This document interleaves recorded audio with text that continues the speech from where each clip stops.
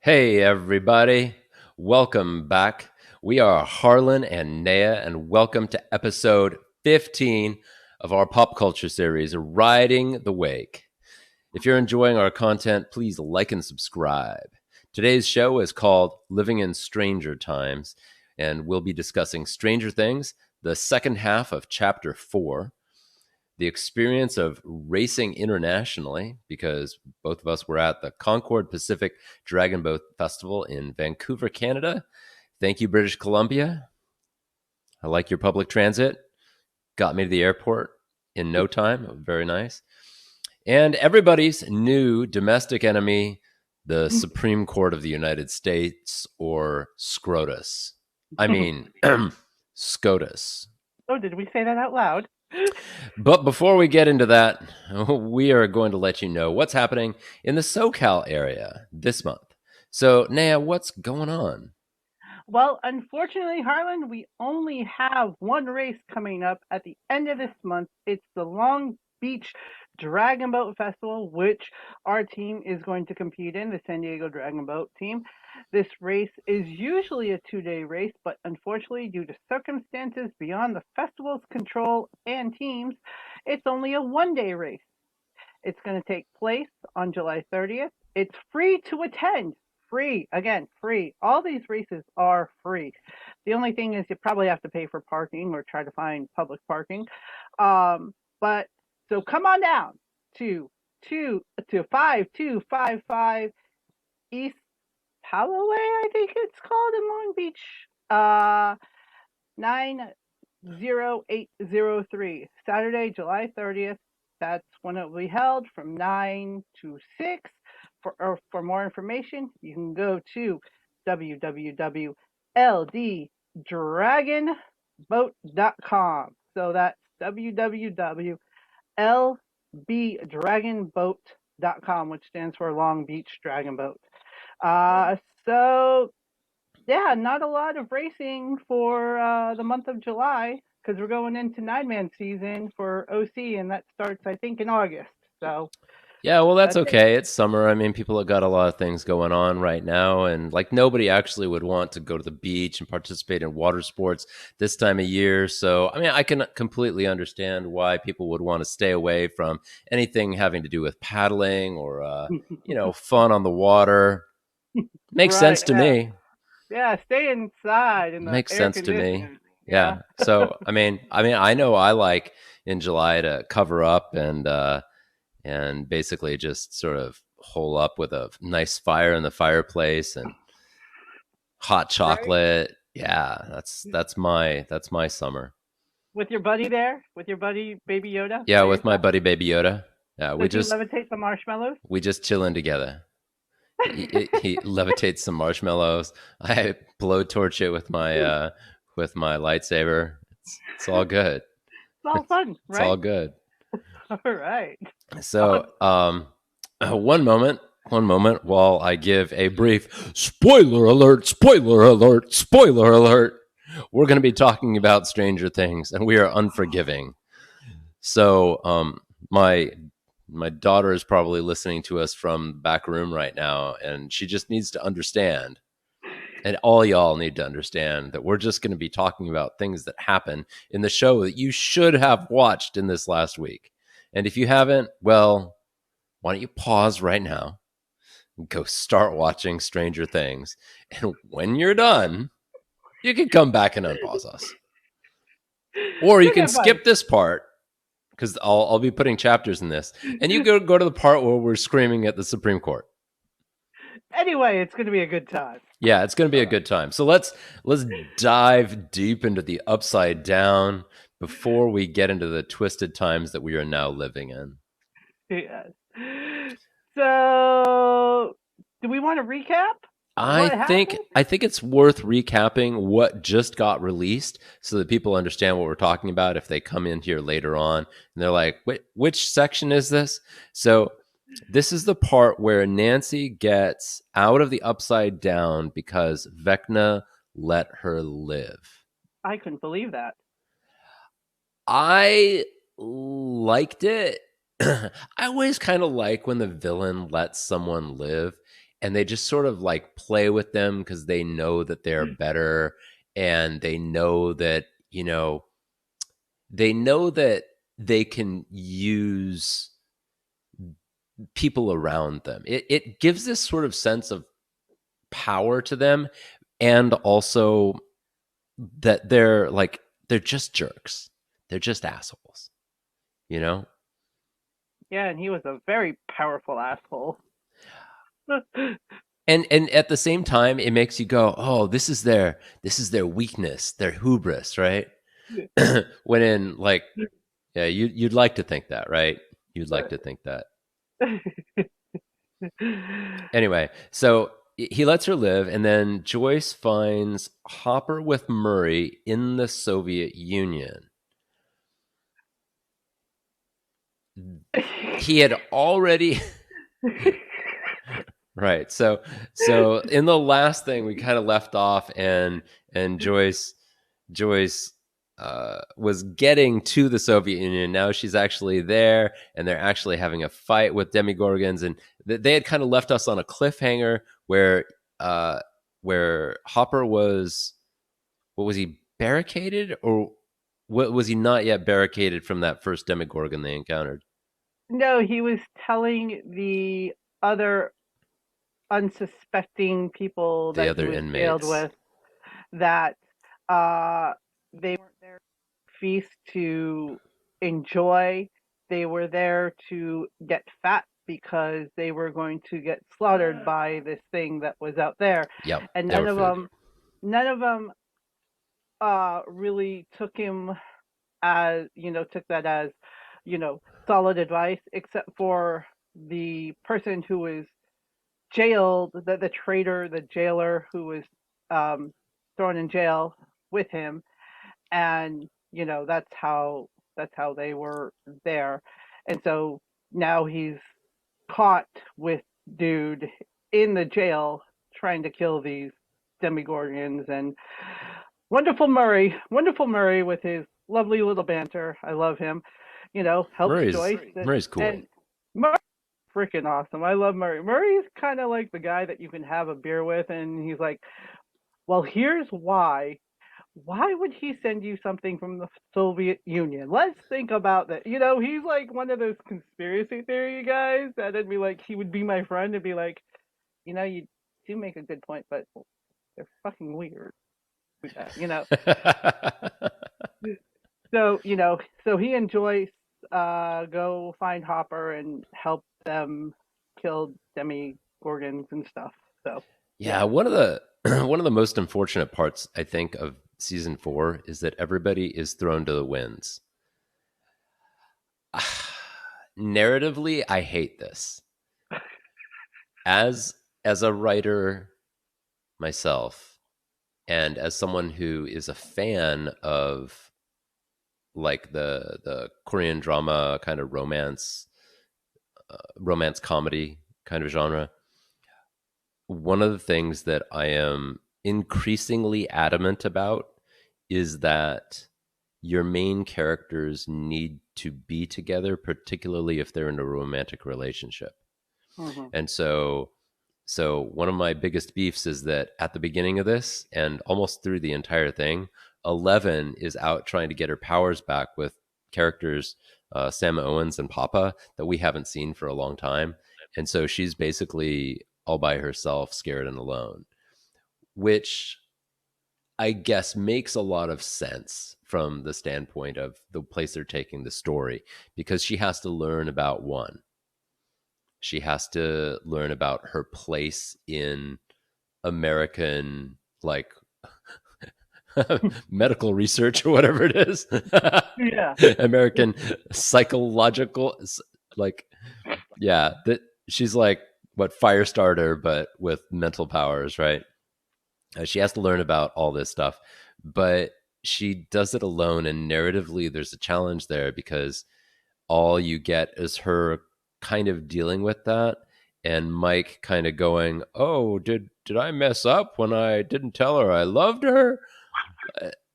Like, how many episodes can you drag that pity party on for? It's rough, and so you end up giving less screen time to Mike and Will because nobody wants to see, like, there's not a lot of complexity going on there. It's not like he can advance their relationship at all. They can't get better. They can't get worse. It just sort of sits there like a funk. Well, like as a teenager, like I have to put myself back in that teenager mode where it's like you like somebody and they like you, And then and there's summer that comes. yeah, that unspoken thing, and like nobody says anything, and then everybody's apart, and then you're like, oh, I should have told them that I like them. I should have told them that I love them, and I should have told. And as an adult, you're like, we give that advice to kids, like if you have something to say it, say Express it. yourself. Don't don't Communicate. don't wait. A year or a summer or anything, and it's refreshing to see that that hasn't changed even at the age of 42 I am, because I deal with people, my friends, who are like, I really like him. Go tell him you're like 40 years old. What are we in high school again? Like, seriously, it's not that hard. Oh, what if he rejects me? And he rejects me. Not hard. you know? It's just, it's nice to see. Yes, it gets annoying. Um, but the one thing that I has not changed is the parental relationship. And whenever kids call out their parents for doing something,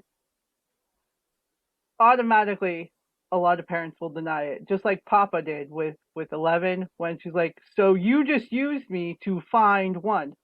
Well, no, I didn't. No, you did. And then he finally admits, "Yes, yes, I did." Well, just say you did. Do, why do you think kids are screwed up in the first place now? Because we lie to them, you know? I don't know. Any thoughts on that, Harlan? Uh, yeah, a lot actually, because as a parent, I have many encounters with other parents, and everyone's always measuring their parenting against each other. Flop, flop, and I'm not. So it's funny, every time that you talk about your kids, other people with kids will be like, "Oh, that's impressive," and they'll try to. I don't know. There's this weird thing that people will do. Some people are just congratulatory, and they're like, "That's really good." I super appreciate that. They're like, "Oh, you're such a good parent. Good job." I'm like, "Oh, thank you. Bless you." You get a gold I need star. I need a little affirmation every now and then. I appreciate that. For everybody who told me, "Oh, you're such a good dad," I'm like, and then they just leave it at that. I'm like, "Thank you so much." But then there Well, are folks you who are are a like, really good dad, I have to say. You and June do a wonderful job with your kids. I'm not saying that other kids that I've encountered are, less than that, but seriously, your kids crack me up. They're like little adults, even though they're teenagers, and they're awesome. And I love that. well, we have a particular parenting philosophy, and I think a lot of folks would not follow our parenting philosophy. I generally feel like there's two competing fields of thought in parenting. There's authoritarian parenting, and there's more. I'm not going to say it's a laissez-faire parenting, but it's more coaching parenting, right? So there's authoritarianism where it's like, do this thing. I am going to give you the instructions that you need to be able to get through life. If you follow these instructions, you're going to be able to do well. And there's an issue with authoritarian parenting that is the reason why I don't do it. Mine is more coaching parenting. So it's the idea that you act as a coach to your kids instead of acting as a person who dictates the path. So a coaching parent would say something like, where do you want to go? Let me try to give you the tools you need to get there. You should do this, you should do that. If you decide to not do that thing, that's fine, that's up to you, but I'm going to tell you, you're not going to get where you need to go. So, I mean, there's still tough love involved, right? I mean, and there's not, there are some aspects of both elements of parenting that, that where they collide and they're the same. Well, you're going to see the same thing from the same people, but an authoritarian parent might have a different approach to this thing, and they might say, you should go down this road. You told me you're going to go down this road. You made a commitment to this road.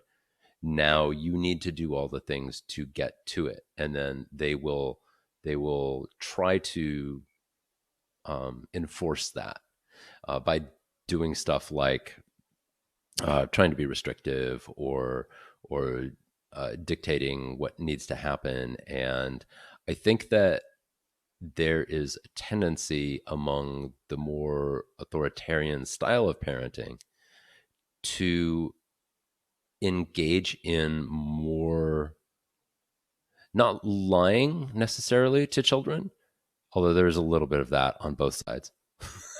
There's a little bit of lying, not going to lie, but there is more hypocrisy.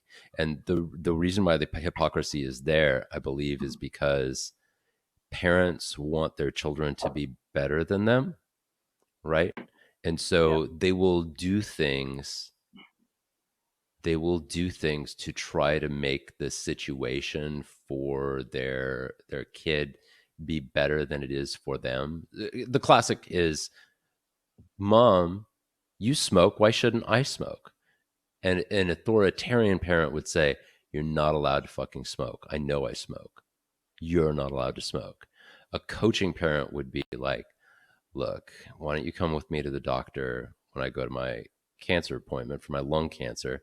And, we'll sit there for a little while, and, you can talk to the doctor about what's happened to me, and you can choose whether or not you want to smoke after that. But like, this is what I'm having to deal with. If you want to have to deal with that too, well, okay, but you're coming with me at the fucking doctor's appointment, right? So there's a little bit of this, you know, there's a little bit of fear, I think, in the authoritarian parenting style that you have to let go of, because the coaching parenting style, you definitely have to trust your kids a lot, and you have to have done it for a long period of time. You can't just shift into it quickly and then immediately trust your kid, because you have to have kind of built this trust in them since the time they were 3, 4, 5 years old.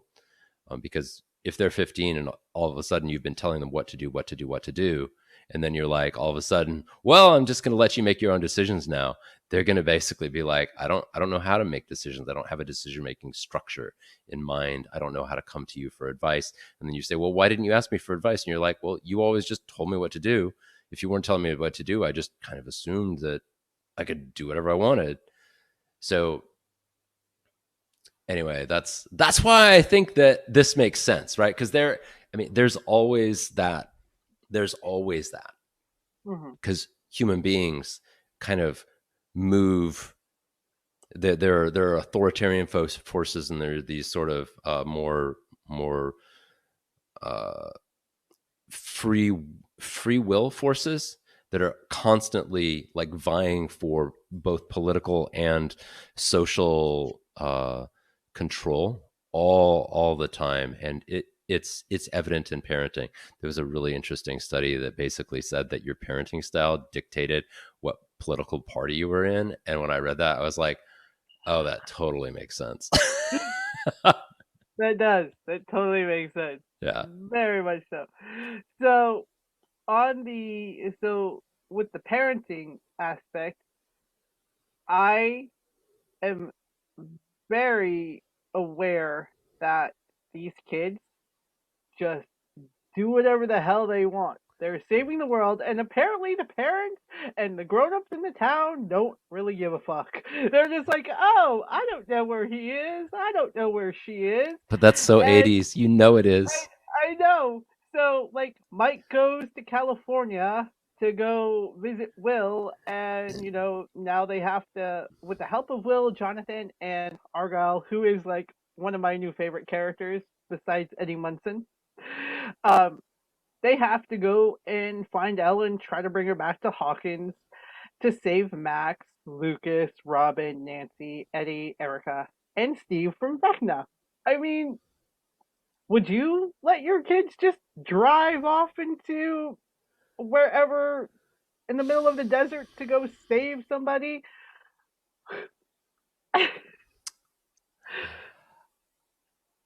I would be proud of them if they did.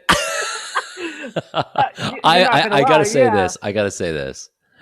I hope that I would be driving the car. That surfer rider, surfer boy pizza van. I hope I would be. I hope I would at least have a place in the group. But Yeah, I mean, this is the point of the fiction, right? To some extent, it's an allegory of 80s Gen Xers, right? yeah, It's like we're expected to save the world. No one's fucking helping us. yeah. We And don't it's have any rough. We tools. don't have any People are tools. people are gonna come after us because they think we're in a fucking cult when we're actually in a D&D group. That It's whole thing is too real. It's too real. It's too stupid and it's too real. I just I've literally had a conversation with a woman who said that when I say woman, she was quite young. She was maybe 26 when I had this conversation with her. Um, she was very Christian, and I am not. But we were friends. Like we were carpool buddies. And one day, like literally, we would see each other every day because like we sat right next to each other. She was okay. She was okay. I liked her. She was my friend. And then I had this conversation with her, and I was like, I just what? What? She says to me, "Oh, I said something about Harry Potter, and because at that point, all the books had come out, or most of the books had come out, and some of the movies had come out, and I had made some Harry Potter joke, and she's like, "What are you talking about?" I'm like, "Oh, it's a Harry Potter thing," and I said, "Have you read Harry Potter?" And she says, "No, that's Satan's work. I can't read it because it has witches in it." And I'm like, "Wait, you know, it's a work of fiction. Like Harry Potter, like he's not real." And she says, "No, but witches are real, and it's dangerous to write books of fiction saying that witches are okay." To which I said,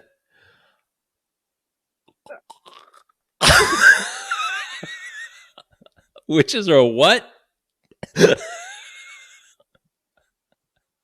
That was a little bit of that was a strange conversation. So just yeah, I'm not, by the way, in the camp of the witches are evil and witches exist. I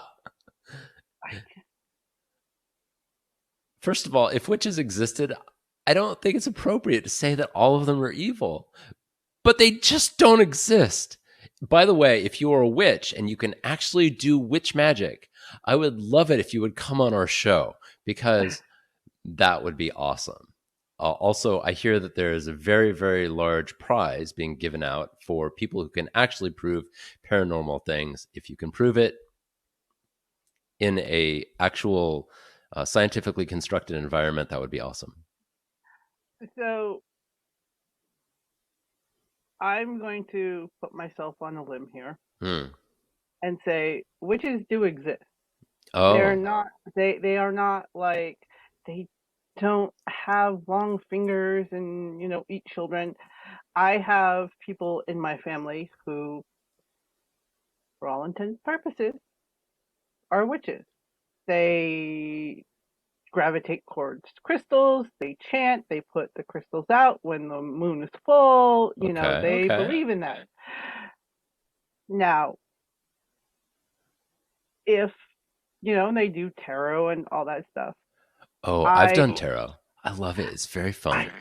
it's awesome. Very fun. So for her to say that all witches are bad, they're not. It's just this mindset. It's like you do good, things come back to you threefold. Okay, you do something to harm somebody, it comes back to you tenfold. So I was I was brought up around that.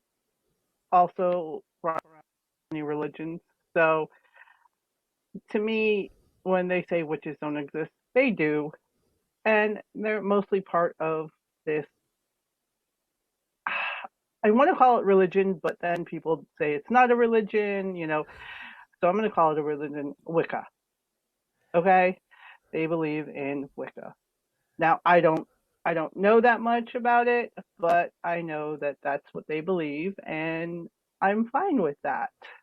Oh, I don't have So any problem with that. I don't have any problem with that. But what I want is someone to whip out a wand and levitate something and like be like, all right, I'm looking for some what do you call it? Expelliarmus action here. I'm not talking about whistling the birds down from the trees and like crystals and shit like that. No, I you want want the I you want you want the some. dark arts? You want the dark arts No, I want. witch?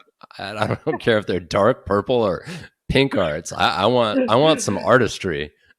I want you to wave a wand or cast a potion, and it does a thing that it's not supposed to do. I want you to break physics with your mind. I want. I want that. Anyway, You want a true L then? I You want a want. I want to see some L action going on. Okay, so getting back to L, right? Let's bring it back to L. Okay, so Max uses herself as bait.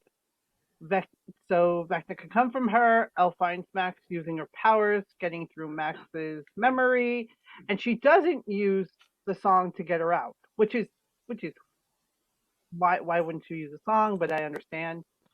Elle fights Vecna, wins but doesn't kill him. Eddie dies while trying to prove he's not a coward. Poor Dustin Well, is I think heartbroken. I think the reason why she doesn't use the remember she can't use it because that other dude appears and gets into a fight in the Yes, room and then steps on her stupid Walkman. Yeah, Walkman. yeah, and I don't know if you got that vibe from him, but every time that dude talked, he sounded like Tom Cruise. He Mm, sounded like Tom Cruise to me for some unknown reason. well, maybe they tried to do that on purpose. He definitely had the school shooter vibe going. Oh yeah, Yeah. oh yeah. Um, so dude gets killed in the process while fighting Lucas. Max gets hurt. She's Wait, put is he in a dead? coma. Yeah, he vaporizes when Oh, right, right, right. That was cool. I love that. He was just sort of like, and he was collateral damage. I yeah, love that he was just collateral damage. he like vaporizes. Yeah, it's just like, I was like, whoa, that was sort of expected, but not. Um, so Lucas is by your side. The town explodes, and the explanation given to the townspeople was that it was an earthquake. earthquake. Although the kids knew differently. But the funny part is there's like glowing rifts in an X shape, like curling through the town. And they're like, oh, yeah, it's an earthquake. It's whatever. Um, did they live on top of a volcano? I Uh, mean, well, you know, I would have been like, there's red shit coming out of the ground. Don't know, but could be hell. Who knows? I like how they're all just sort of still in the town. Like Yeah. at a certain point, you have to just be like, well, I'm out. Peace. I'm out. It's been fun, Hawkins. Yeah, Peace it's been out. fun. I'm gone. So Joyce and Hopper are reunited with the kids by the government. Will which is funny, can still sense Vecna. And then Yeah. they all feel something in the air, and they go towards this meadow. Okay, here's where I had a problem. A meadow. Why are you going to go towards a meadow? You're in the freaking forest, okay? And you're going to go towards a meadow, and they overlook the town, and Elle sees that half of the meadow is going like dying right before her eyes, and half of it is, nice and alive. But when they all look up, you can see the image of the drawing that Will first drew in the first episode. Hmm. And that was the conclusion to chapter 4. I did not like that ending. That ending sucked. Structurally, why do you think that ending sucked? Was it just disheartening and not a cliffhanger? Is that why? I think so. I think so.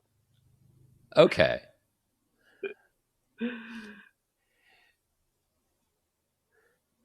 Tell me your recap, because for me that just like, oh, we're all happy and now we're gonna go to a meadow for some unknown reason and look upon the town that was destroyed by a quote unquote earthquake. Yeah.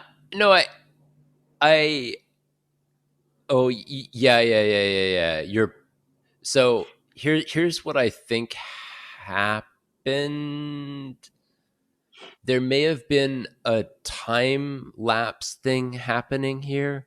The meadow scene, I think, was a slight. So, all right, the way they structure the last, like, I want to say 8 minutes of the show is they do a weird time jump here where they basically go ahead in time. It's like 2 days or something, and Yeah, they actually go to the hospital and visit Max in the hospital where she's recovering. She's still in a coma, yeah. and And then a body cast too. yeah, and in a full body cast, and then or enough of her body is casted. It looks like she's gonna survive, but be blind, Yeah, and she's probably also going to be in some severe pain.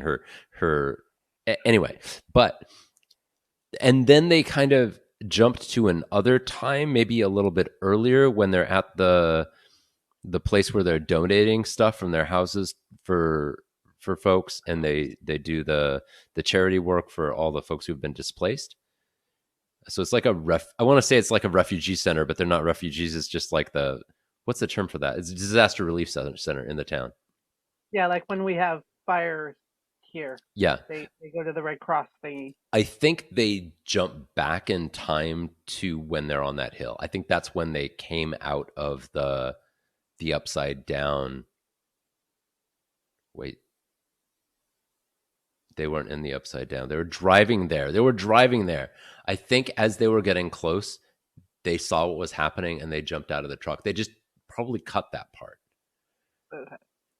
Because that just made no sense why you would be in a meadow. And I know. It was odd. It was dramatic, but it was odd. But I did all right, I'm going to say this. I liked the fact that they're all back together, and that whatever happens next, hopefully they're going to have the major people be together. The people who are in relationships need to be in the same scenes together, right? yeah, exactly. And I really want what was the name of Dustin's girlfriend? The one who's the computer hacker? I need her to be in Cindy, Hawkins. I think it's Cindy. Because Cindy? I don't wasn't it remember. Cindy Buns and or Dusty Buns Dusty and, Buns and Cindy Cindy something I'm not like, sure, but yeah. I want her in town, and I want Lucas and Max to be in scenes together, and I want Mike and Elle to be in scenes together, and I want Will and Mike to be in scenes together, right? Do you think Yeah, Will? definitely. Okay. Okay. I Definitely. was And gonna. I what's her name? The woman who's um uh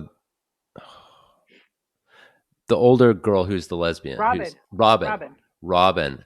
I think it would be wonderful to have some touching scenes where Robin is kind of coaching and helping Will come to grips But with himself. I think that would be great because they've had to go down similar paths in their lives, probably. but here's the thing. Steve is helping Nancy cope with what she's going through and wants that. Remember that blonde chick at the end that was at the table with Nancy, not Nancy, but Robin, doing the PB and J. Yeah. Her I crush. Yeah, I I don't know her think name. that me either, but I Yeah. think her crush is probably going to play a little bit of an intricate role, and that relationship is going to bloom. I Is don't think she's going to survive Naya.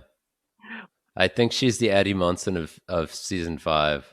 she's the Barb. She's the I think Barb. she might be a Barb or an Eddie Munson or something like that. Poor Eddie That's what Munson. Good we're just job gonna with the call her character, by the Barb. way. Oh my God, he The was Eddie awesome. Munson character was fabulous. He was awesome. The way that he played that freaking guitar, Iron Maiden, when all the demigorgons were coming around, it That was was awesome. That was sweet. You that could make a was music very rock video. and roll. You can make a music video just with that scene right there. Yeah, they essentially did. It was really good. So, I mean, yeah, it was okay. Uh, Better endings, but it'll do for now. But the funny thing is, we're gonna switch now. We're gonna switch. The funny thing is that seeing what happened to their town and Vecna wanting to rebuild it made me think of what our government is doing right now with us. We need Yeah. to get into our upside down Yeah. with our new favorite enemy, SCOTUS. You want to you let's just dive into this, Let's Harlan. dive into this. So, let me ask Because you some questions. Let me ask you some questions. So, we were in Vancouver for the Dragon Boat Festival up there when this got handed down. And oh I mean, yeah. we already knew what it was going to say, basically, because we had seen the leaked statement. But did you think that it was going to be? Do you think that? Did you expect it to come down basically in the full force that it did? And what was your reaction when it did? So being a and now I'm gonna do this. Being a minority, being a woman, I kind of had a sense of if they're gonna do this, it's gonna go big or go home kind of thing. Hmm. And it did. It went big and it went boom. And I just remember when I saw it, I texted you from my hotel room. We stayed at the same hotel. I texted you and I was like, "Are you fucking shitting me?" I'm Hmm. like, "I am so glad I am in Vancouver right now." But when we went to paddle that day, did we paddle that day? Or we paddled the next day? Then I we don't paddled the remember. next day because We they paddled release the on Fridays. Yeah, They so release statements on Fridays. everybody was doing their own thing. But on Saturday, in the tent, yeah, everybody was focused on the race, but I can guarantee you, every woman there and every man at that festival who was an American had that on their mind because there was talk in our tent about how fucked up it's going to be when we get home. How fucked up that some people who are in power, who are sitting there, is going to tell us what we can fucking do with our own bodies. And I kind of felt that energy in that tent, even though I was not feeling well. I just it was just, it was fucking weird coming back. Well, Because it was, when we left, we had rights. When we came back, we don't have rights. It was weird. It was weird. yeah, I gotta say that I didn't really talk about it with anyone outside of my family or you um, that day at the festival because I wanted to think about the festival. But it was, It was there. it was overshadowing everything. Everybody knew, and everybody wasn't talking about it, at least a lot, right? Not as much as I think people. I think people were trying to avoid it because it's like we were there trying to have fun. We went there in the spirit of great international competition and like a celebration of our dragon boat paddling and practice. And you go there to represent your city and your state and your country. And man, what a fucking thing to represent at that point, right? Be like, USA, don't go there. It was like, what the, like, I kind of felt the same way as you. It overshadowed, and we tried to make the best of it, but it was talk around at least some of the people that I was around, you know, and yeah, it was, and the people that I were talking to really were disappointed in our government at that point. I don't say they were ashamed. I'm not going to say I was ashamed, but it was just utter disappointment, you know? Well, I think there are a lot of folks on the other side of the thought spectrum of this who are extraordinarily proud and happy. I mean, they're ecstatic about what has just happened. Those people, I think, have a certain short sighted view of what is the best way to actually create healthy families, the best way to actually help mothers have healthy children. Yeah. Because I noticed in your notes here you talk about your own personal stance on abortions, and you're But yeah. like you're not wildly on one side or the other, right? No, I mean, I'm not for or I'm not against. I mean, but I would like to know that if I had the option, I could get one if I needed one. Now, Yeah, I, so yes, condoms, birth control pills, birth control, implant. I have the implant. And I was on the shot for a long time, yeah, Depo, yeah. because um, as a woman, and I'm going to get a little bit graphic, and you can turn this Please off if you do. want. Yeah. Oh, a So, content warning advisory, everybody. so when got when I got my period, and when I still get my period, it freaking hell. It hurts like hell, cramping. I get sick. It's just miserable. And so when I went to Planned Parenthood, I'm not ashamed to say, when I wasn't employed and I didn't have, health insurance, I went to Planned Parenthood. They would give me a shot. It would last for 3 months. It would stop my periods, which, for as an athlete, that's awesome. You mean I don't have to bleed? I don't have to be ashamed of, oh, I might leak here. I can do whatever I wanted, but I just couldn't miss a series. And, but you can only be on it for so long. And when I got diagnosed with precancer, surprise, surprise, um, I had to get off of it because of the meds that I had to take after my surgery. I've had probably about five, six, maybe seven surgeries of laser ablation, and it fucking hurts. And this cancer that I have, this precancer, can metastasize to, you know, uh, a stage 1 cancer, and it's in my lady parts. I'm not gonna lie, and it hurts. I mean, and just knowing that something like that can possibly kill me, yeah. Does it scare me? Yes, but I'm not gonna let it stop me. Does it scare a lot of people that love me? Oh hell yeah, because cancer is not fun.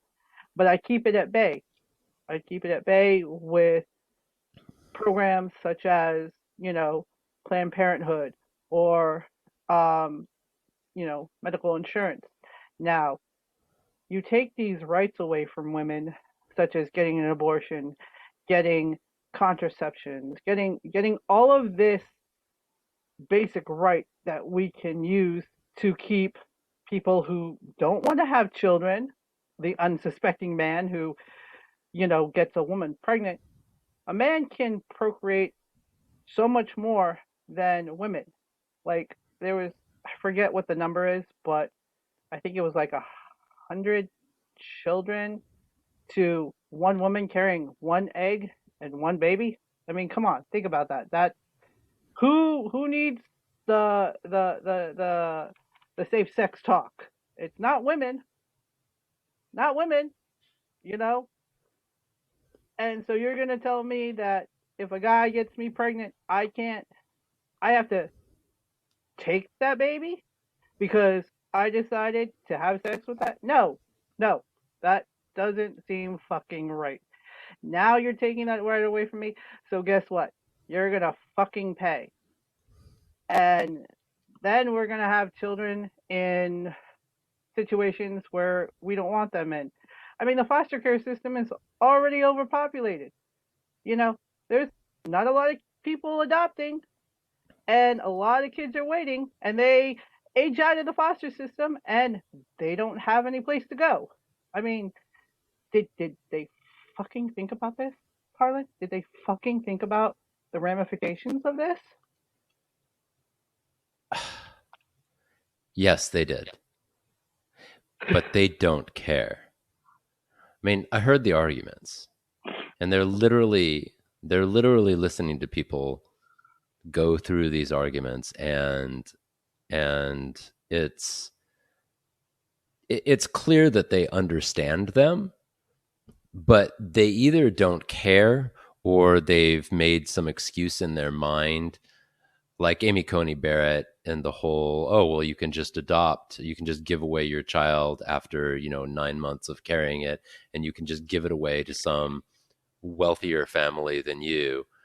It's despicable. It's awful. And there's this, it's your fault kind of feeling behind everything it is that they're doing that I find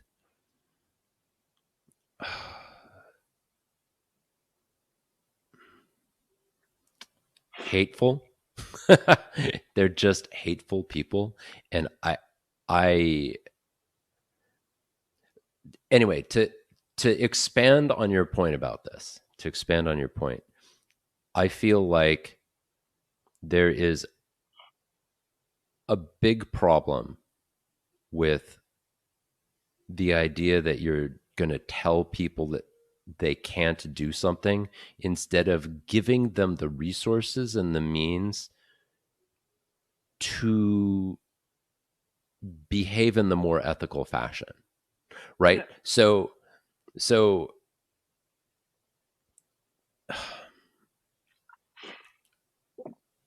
Republicans are allied with the group that wants to ban abortions. Republicans don't all agree with this, so I don't want to equate the two together. Thank you. I recognize that. I know enough. I know enough Republicans that I can say that not all Republicans are like ardent anti-abortion folks. However, because there is a political alliance, there is this tendency to basically say, okay, we're going to go down this road of reducing social services and reducing access to healthcare. and at the same time increasing the stress on people for abortions. And those two things, they're just going to cause chaos. They're just going to cause chaos, because if you take away a woman's right to reproductive health care, then you get into a situation very much like yours, right? Where, I mean, imagine it at some point if we get what Justice Thomas wants, and no Oh God. woman can ever, make any adjustments to their lady parts. So maybe hysterectomies get banned. Maybe guys can't have their Guys get vasectomies, vasectomy. right? I have a vasectomy. I'm a proud vasectomy permit holder, right? Um, if you can't do these things because it's not God's will or what, I don't know. I don't even understand like where they're getting these ideas from. But if you can't access these pieces of reproductive health care, how can you do things like prevent disease and manage control of your family, right? So you're just gonna be a married relationship with someone. You've got two kids, and all of a sudden you don't have the fiscal means, the financial means to support any more children, but you can't get access to any sort of birth control. What are you going to do? Not have sex with the person you're married to for the rest of your life? Yeah, I mean, Where does this go? let's go even further with this. So, they Oh, it want to goes far. they they took away our rights to have a an abortion. Let me ask you something, Harlan. What would they do? They care that, let's say, a woman has to carry her rapist baby? They didn't think about that. And Literally, this has happened already, right? There's a 10 year yeah, old there's a 10-year-old who had to cross state in lines Ohio. Yeah. to get an abortion. Now, first of all, why are you 10-year-old and having, or forced to have sex, or Oh, having sex? the I kid don't was know what abused. happened. The Yeah, kid was I don't abused. know what happened, but yeah, that sucks. I'm sorry that had to happen to her. And as a person, I want to kill that person who, abused that kid, because abuse of any kind, I think your ass should be caught and thrown in general pop, because they don't put up with that shit. They do not put up with that shit. You abuse a kid, your ass is done for. Okay? So, but getting to my point. So, did you know, Harlan, the law of rapists having parental rights or custodies to that child who is their offspring? It varies state to state. Is it really state to state? Yeah, they do have rights. They do? Yeah, What the and fuck? they can actually go to the court and petition for custody. Really? So this just opened a whole fucking Pandora's box for Wow. Wow. yeah. All right, so that's not it. That is awful. And keep in mind that Roe basically eradicates the idea that we as people in the United States, have a right to privacy within our own bodies, right? To privacy with our healthcare providers, to privacy of care in situations where the government has some sort of historical right, or I don't know, they use this weird like historical kind of thing. History is full of very interesting anecdotes, but one thing that history is not is a good guide for jurisprudence. I can tell you that, because history is wide and broad and has many, many things in it. And you can, it's, anyway, my point is, because this has happened, it sets a precedent basically saying, look, if a woman doesn't have the right to decide what to do within her own body around her child, which is essentially like the kind of core of reproductive rights, the core of like being a person and being able to create a family. If a woman doesn't have those rights, then it follows, analogizes in this sort of historical way to nobody having any rights over anything going on in their own bodies if a, a court says the government has some sort of legitimate historical view over that, which it's and a lot of people make fun of this sort of slippery slope argument. They'd be saying like, well, that's just a slippery slope argument. You don't necessarily fall down the slippery slope. To which I'm saying, no, no, no, no, no, you don't understand. The slope has already been cut out from under you. We are literally, Wile E. Coyote running while we wait to fall. Oh, There is no support underneath us right now for right to privacy. It is gone. There is no support beneath us right now for right to control of your own bodies. It is gone. And not just for women. If you think, and not just for minority poor women who live in the South or something like that. No, it is gone for everybody everywhere. Yeah. In the United States. Even males. I mean, you're just you're half of what helps us get pregnant. So you're part of the problem and the solution. Yeah, my wife's solution to that is like, well, maybe rapists, they get forced vasectomies. If a woman doesn't have a right to control whether she can have the child, then does the man have the right to keep the government from preventing them from inflicting future children on future women? I would say that according to this precedent, her argument is correct, and the government could do that. So does the government have the right to basically give men vasectomies at will? According to this, probably yeah. Probably yeah. I mean, historically, worse things have happened. I mean, yeah. I mean, so I put a list up, and I'm not going to go through the whole list, but I put a list up of let's hit a couple. How taking a woman's right to control her body is going to go to this next step. Okay, so these are some of the things 51 years ago, before I was born, probably before your wife or you were born, right? Or we were growing up in that I was era. actually born the year Roe v. Wade came down. Oh, wow. Yeah. So it wasn't until 1974 that a woman could get a line of credit in her own name without her husband's signature. Really? Do we want to go down this road? Because really? if y'all want to keep us home and take our bank accounts away, I'll sit on my ass and you can go bust your ass and make money. Okay?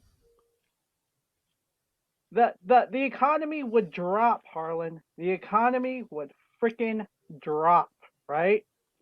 Yeah. So the 51 years ago, be guaranteed that they wouldn't be unceremoniously fired for the offense of getting pregnant. That was in 78, the year before I was born. It wasn't over 50 years ago. That was a little less than that. Because I'm not 50 yet. Yeah. We couldn't serve on a jury. Really? We couldn't. Oh, it varied state to state? Yes. Oh, wow. Yes, varied state to state. It wasn't until 73 that a woman can serve on juries in all 50 states. Talk about a jury of your peers. Yeah, no shit. Fight on the front line. That's ridiculous. I've always thought that was so ridiculous. It's like, because I've. Come on, Harlan. Come on, say it. Say it. It's okay. Isn't the entire point of a gun to basically equalize people, right? To basically go, here, I'll give you this gun. It doesn't matter if you're a 10-year-old little girl, you can still kill a 350-pound guy. All you got to do is pull the trigger a couple of times. That's the whole point of guns. And So that's the yeah, entire point of these fucking cowards who shoot into crowds, like that asshole who shot up the 4th of July parade yesterday. yeah, we're not gonna talk about that coward, but I want to tell you. So it was in '76 they could be admitted into the military academy. It wasn't until 2013. Oh my God, that's recent. It's not the 1900s that the ban on women in combat was lifted, and '73 they were allowed in the military as not only they were only as nurses or support staff. Let's just think about that. Think about Yep, that. So now you have two kids in. Well, you're going to have two kids in college pretty soon. very soon. Um, it wasn't until '69 that Yale and Princeton accepted female students. Harvard didn't accept students until '77. Mm-hmm. My That own it was. college started out as Claremont Men's College and now is called Claremont McKenna College. Claremont McKenna College, I don't remember what year they admitted women, but I remember I used to call people for donations because, when you're there, you do the telehelp line kind of thing and you call people and you're like, hey, would you like to give money to your old alma mater? And I got a number of people who were like, who are you calling from? And I'd say CMC, Claremont McKenna College. And they're like, I went to Claremont Men's College. Oh, Click. It was, yeah, an eye opener. it was an eye opener. I was not a big fan of telemarketing. Me That either. was a really interesting job.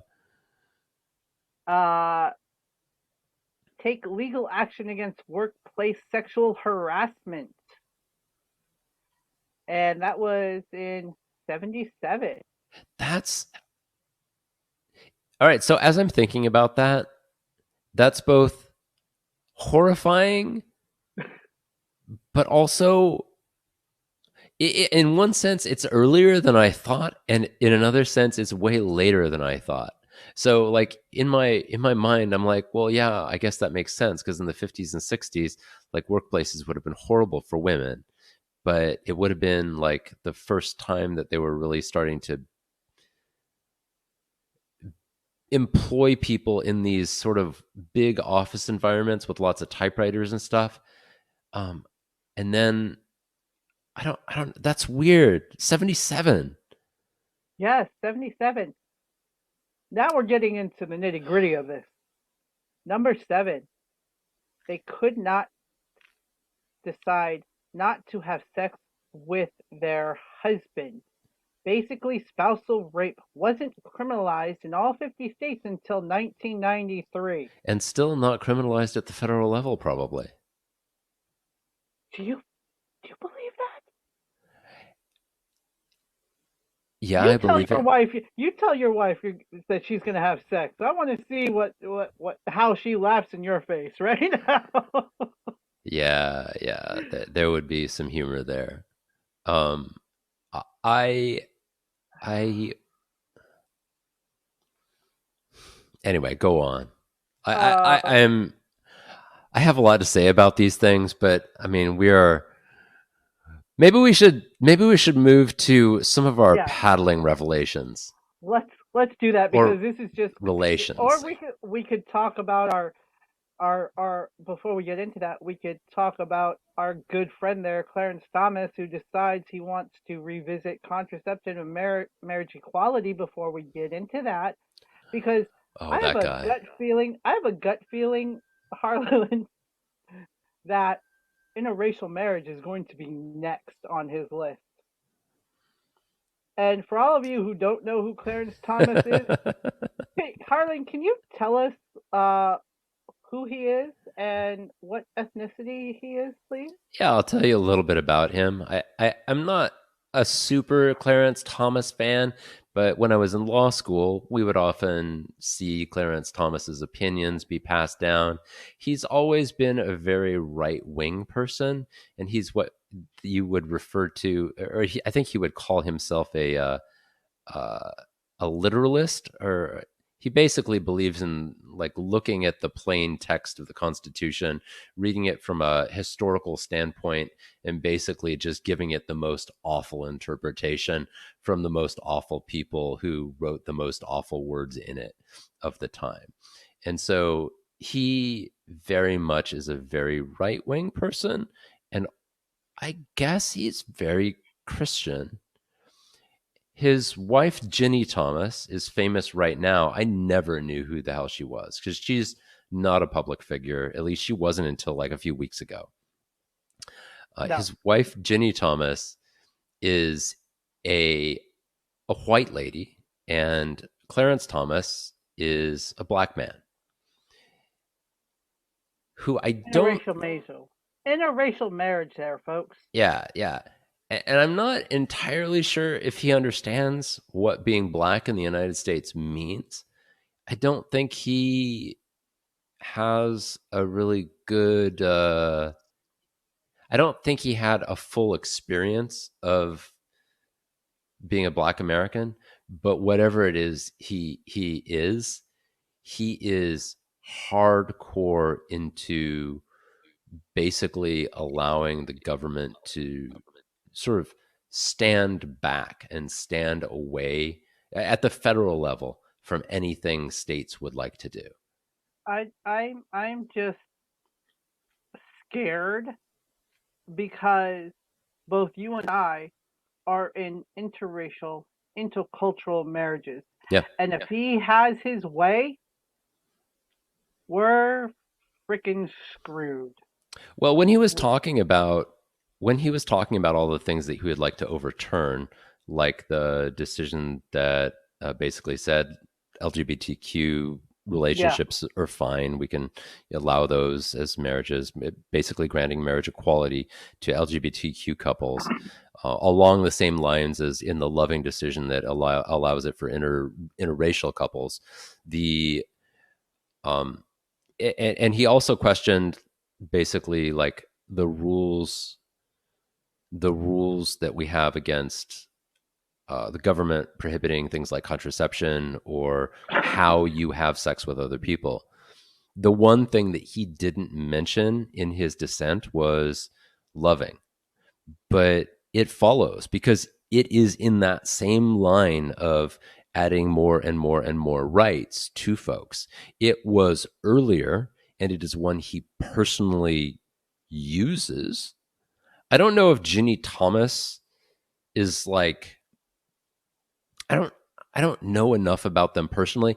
Justice Thomas is notoriously close-lipped. He hardly ever asks questions. There was years when he would ask so few questions that they like people who were following the court just they had like a nickname for him. I don't remember exactly what it was. I don't think it was derogatory necessarily, but he was like the silent one or something like that. He hardly ever said anything, but now all of a sudden, he's talking up a he, storm, at least in his dissents, or not his dissents, in his concurrences. In his concurrences, you think he just held it in for so long that it just burst open? he's like a sleeper agent. He Ah, knows exactly what he knows why he was put there, and he knows what he's been doing, and this is his time. And he and Justice Alito both are probably the most powerful of the conservative judges. They've been there the longest, and they have the hardest core of the hardest lines. And they're the ones who it's really their time now. And Alito is the shadow um, Chief Justice because Justice Roberts now is not nearly as wild as the other five of the conservative side. And and basically it's like Thomas is starting to get his way finally. And he's basically saying, look, if you give me more justices, this is what we can do. This is what we can take down. he's He's basically assembling his own. telegraphing his plans. And Yeah. I am glad that he is telegraphing his plans because the other justices are slimier in the sense that they won't tell you. Like Kavanaugh lied during confirmation hearings. Gorsuch lied during confirmation hearings. Amy Coney Barrett was very obvious during her confirmation hearings, but they approved her anyway. I mean, she's there to get rid of any sort of women's rights whatsoever. She wants us to return to, like, all these people, they want us to return to a state of being a church run, semi authoritarian country. And when I say semi authoritarian, I mean to say that maybe there would be some sort of voting that happened, but the voting that would happen, I think, under that would basically be like, do you want this Christian person to be your ruler or that Christian person to be your ruler? And those Christian people need to have, they need to have certain beliefs, and that is the only kind of person who would be allowed to rule in that situation. Let's just start our own. Let's start our own club. We're just gonna steal. We're gonna say it's Hellfire, and that you and I, Harlan, we're gonna be in control of that, and we'll take on the demigorgons of the United States. How's that? Do we want to do that? We can assemble a lot of crew. The fourth party, Yeah. the fourth political party, the Hellfire Party. There you go, Hellfire. Hellfire Party. Nice. So I think that I'm good now. I got that off my womanly chest, as I can say. Yeah, thank you. No, I was glad to scream about that as well. I just have to say that as much shit as I talk about California, I do love the fact that we are not going to penalize any woman who comes in to California to get an abortion, and we're not going to hand medical records over to that state. I freaking love that. So California, you have you have that little star. You know, you got a lot of more stars to fill, but you got that little star of approval from me right now. So good job, California. Good job. Good governance here, at least for now. Yeah. So nice topics now. Let's talk about nice topics, shall we, Harlan? Let's do that. Paddling relations. So, do you want to take this or do you want me to? I think if you could kick it off, that would be good. I'll join in. Okay. Excuse me. Well, by the way, I just want you to know that I am not drinking alcohol. It is water, because Harlan and I, unfortunately, I don't know. I mean, I can disclose that I got COVID when I was up in Vancouver, and I am getting over it. So if you see me take a drink, this is we're both recovering from COVID. There is a international travel, man. Airports are not known for their air quality, and neither are airplanes. I was gonna say, and no matter how much we masked up in the festivals, we still got it, and it is told to us that we should not paddle with mask on because it is a health risk. So yeah, paddling with mask on is not a good idea. No, not a good idea. By the way, yeah, for anyone who doesn't know how masks work, like me in the early days of COVID, where's my mask? All right, here we go. Here we go. So this is my N95 that I'm wearing around the house right now because my daughter is still COVID free for now. Yay! But the masks work not because they like have little fingers and they grab onto like the floating particles of there's not a lifesaver who's like that's not how they work. They use electrostatic force to grab onto dust and particles. And you know what does a number on electrostatic force? Water. So if you get your mask wet and then you're breathing through it, that means you're creating holes that are big enough for the air to pass through, and then the water is causing those fibers to compress, and that electrostatic force is gone. So a dry mask is helpful. A wet mask is just useless, right? Not So helpful. if you're trying to paddle and you get drops of water on it, like yeah, it's just not going to work. So like you really, if you're gonna go out and paddle and you think you've got a flu or a cold or COVID or something like that, stay away from other people. Like you really need that physical distance to be able to protect other people. I will push you away with my 47-inch paddle. Go That's right. away. Go away. There. All right. So, Stranger Things. So, paddling relations. So, they're still working as a team and they're facing adversity and sometimes failing to reach projected goal that they set. 11 didn't kill Vecna and Max is in the hospital. So, Harlan, how do we deal with that in paddling, working as a team, facing adversity, and sometimes failing to reach the projected goal that we are told or was set for us? Fortunately, in paddling, at the end of every event, most of us are safe. We can go home. It's not going to be the end of the world, right? So the objective in every one of my paddling experiences is to go out there, have fun, be a strong competitor, get exercise, be healthy, and and push myself and other people as hard as I can while staying healthy, right? And so That is fortunately, we have a different experience when we go paddling than the folks in Stranger Things do, because yeah, the stakes for them are a lot higher than the stakes for us. So every time you engage in sport in a little bit of a way, you're engaging in this sort of mini warfare, right? um and that's I think why people get so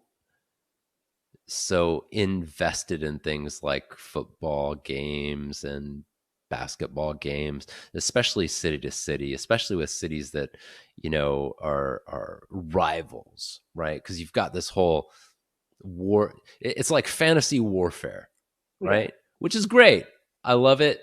Much better than real warfare. Everybody gets to go home at night. The worst thing that happens is maybe someone, has a concussion at a game and they go to the hospital, but afterwards, hopefully, like, hopefully after most games, people go home, they're feeling healthy, they're feeling good, and they're ready to play again later. Yeah. But when you go to an international festival, Oh yes. um, there's additional excitement. It feels special, right? It feels like you're doing something. It feels like you're doing something bigger and better, and there's a lot more that feels like it's on the line. Even though as you're walking around, people are like, "Oh, wow, you're from San Diego."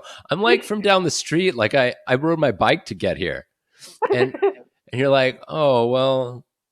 It would have been Great. nice to hear if you're from Toronto or like Maine or someplace like that, but okay, I'll take it. I'm glad you're here. Yay. Yeah. But it's The good guy because it puts you in a very, like, it puts you in the mindset of this is a special thing for me, and so when I go out there, when I perform, like I try to put it all on the line. I don't know, does it put you in that headspace too? Oh, I am like I think I'm 10 times worse than anybody on our crew cuz I'm like so we're okay, so you got like the marshaling area or the pre-marshaling area and everybody's just like gun ho and they're like have their own little team chants and stuff and in the marshaling area and I'm just sitting there like shut up. Just shut up. Let's just get in the fucking boat and see who fucking wins because I have so much adrenaline pumping through me right now that I want to rip somebody's head off. I am done with you and your silly little chance. Exactly. I am. You know what was funny? I don't remember if we were on the mixed boat or if it was on the men's boat. We would go out there and we would line up, and one of the other crews always would go and they would do like some little thing and they would go huh or something like Yeah. that. They would make like a funny little war chant grunting noise, Yeah. and one of the people in our boat was like, yeah, we're intimidated. Let's go. Let's go. That's how I feel. Like, so I don't know if you had your stroker, and God love the stroker. You know, I don't know who she was, but she was on our boat, and she goes, "Okay, everybody, breathe in and sexy sigh out." And I'm just like, I'm sitting in the boat, and like everybody's doing this but me, and I'm just like, are you fucking kidding me? Sexy sigh? I'm about to rip somebody's head off and you want me to sexy sigh? I don't do sexy sigh. I want, if we're going to do anything, I'm going to fucking roar and grunt, okay? I'm not going to do a sex. No, no, it doesn't work for me. Although I know what it was meant to do is to break the tension in the boat. I think she was trying to chill out people like you, because if you go off the hook, then we're not functioning as a team, Naya. But but you don't do a sexy sigh. You want me to participate? Here's an easy way to do it. Just breathe out. Steve Steve Jewell has this awesome thing that I had. You know, he doesn't do it anymore. But when he saw me getting too amped up in the marshalling area, I love you. I know you're probably gonna see this.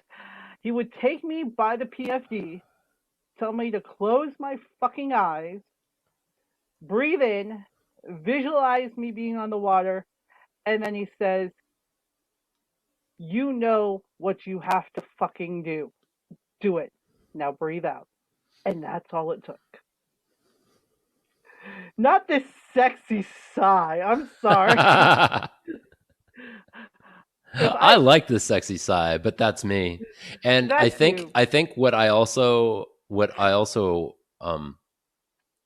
maybe appreciated about it was because the last time I got too amped up in the boat, it was the last we were doing practices. Yep. We were doing race practices, and we must have done like 6 500s at that point. And we were Oh yeah. 6 or 7 Oh. 500s, and we were doing the last one. It was the last one for the day, and I think that was anyway. I was like, okay, I'm going to do this. I was like, I was gonna push into that last one, and I was setting as we're getting ready for the start, and we go. I get one good paddle stroke in, and then I bring up my paddle, and as I'm reaching out and set with the second thing, I'm I did too much. I did too much, and I I lost control of the paddle, Mm. and I think I pulled something. I Mm. think I pulled something either in my wrist, whatever these gripper muscles are right here, or in my Your shoulder. forearm? Yeah, it was either in my wrist or it was in my shoulder, and I ended up losing 3 strokes, and Mm. I know, and I associate that happening with me not being calm enough at the start. I had too much adrenaline going. I tried to use too much force, and I didn't have a proper balance going on in in my body to be able to apply as much force as I wanted. I lost control of the paddle, and I lost two full strokes, and then I came back in with, and these are important strokes, right? Your first three strokes, Oh right? yeah. So I lost strokes 2 and 3 on that, and I was damned if I was going to do that during a race. So after doing that, I was like, no, no, no, I'm not going to get that amped up at the start again. I'm going to make sure that all my starts are strong but balanced. And so I've been trying to. So I've been doing, what do you call it? Box breathing Mm. beforehand to calm down, and the sexy side just helps a little bit. But I don't know. Yeah, it's a little bit fun, but I know it's not your thing. No, I don't no, know. it's not. I mean, I can see where it helps, but for me growing up, and I have to keep this in mind. And a lot of people have said this. It's you're not going there to rip anybody's heads off. You're going there to paddle as a team and be the best you can be. Well, to me, I need every sport I have done. I have always had that adrenaline. I get on the starting line. I wait for that gun to go off or that bell, and I'm ready. Now, after I'm done doing that five, I'm still a little amped up, but it's going down as we're going to back to the dock because I have stored that up because I know that as a team we want to be the first ones off the line. We want to get a good head start. We want to get across that finish line first. And it's only in that realm before I do the thing where I can feel it building up. Once it's gone, and I'm ready for the next. I can get ready for the next race. But Hmm. it's just like I can't do I can't do the sexy sighs. I can't do the funny faces. I can't do it. I've tried it. It makes me feel like an idiot, and I just need that. I just need that someone like Steve or Red or even in my own mind to say, okay, calm the fuck down. You know what you need to do. You know. So anyway, um, so did you feel any different going to Vancouver than doing our regular festival races? Well, here's the thing for me. Because of COVID, this was the first big boat festival I got to go to where we were racing in full boats on a full course. So because I didn't get to go to Tempe, I didn't get to go to Long Beach. Oh Like yeah. I Long Beach is going to be the first California full festival with a full boat that I will be able to go to. Okay. So I don't actually have a good basis for comparison. I loved it though. I mean, it was a great way to start. And I'm also going to say this: we had some issues with steering when we were out there, and there were chase boats who were like giving, let's That, say, aggressive instructions to us. I would And say bad aggressive. yeah, at some points they were conflicting or definitely difficult to comply with. So the I'm trying to learn how to steer, right? I'm trying to learn how to steer OC6, and I'm trying to learn how to steer. And I've steered several OC6 races already because this year during my novice year, I think I steered two OC6 races, maybe three. And I would like to learn how to steer Dragon Boat. And I'm going to say this: what a extraordinarily challenging thing it is to steer a dragon boat during one of these races.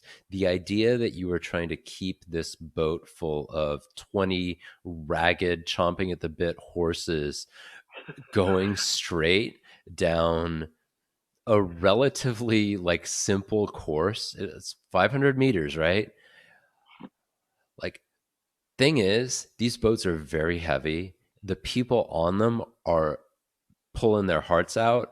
And if you are off by a little bit, if there's a little bit of extra cant to the boat, it can start to spin out ridiculously quickly. And people with a lot of experience can have problems. And then if you've got some chase boat yelling in your ear to go right, no left, well, there are calamities that can occur.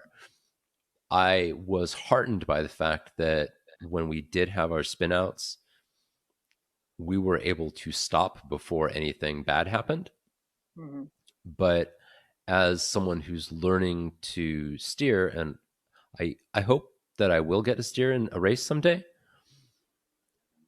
I'm glad that I saw more experienced steers people have these troubles. I mean, no one ever wants to have that happen, and so many people were frustrated in the boat. Um, so many people were frustrated, and I guess I have 2 points about this. I want to say it's a huge gift to me as a steers person coming on to be able to see how this was handled by more experienced steers people. So thank you. Um, your your pain is not used in vain, right? I'm hoping that I can take that and learn from it. The second point is, for those of you who were in the boat and you were frustrated and you voiced that frustration, I get it. I get why you were frustrated, but you got to be careful because we don't want ever to seem like we're blaming anybody for these situations, because if you haven't steered, it is hard. It is surprisingly difficult, and from a paddler seat, it can look really easy because a lot of our steers people make it look easy, but it is not. And it is yeah. So be careful when you get frustrated. I'm not saying you can't be frustrated, but I'm saying you got to refrain from seeming like you're blaming people, because we have to be kind to each other, because otherwise you're going to lose people's faith and confidence. And that actually just melds right into our last paddling thing, which is SCOTUS and Roe versus Wade contraception and everything, and how we overcome certain obstacles in races and practices, and how do we change that.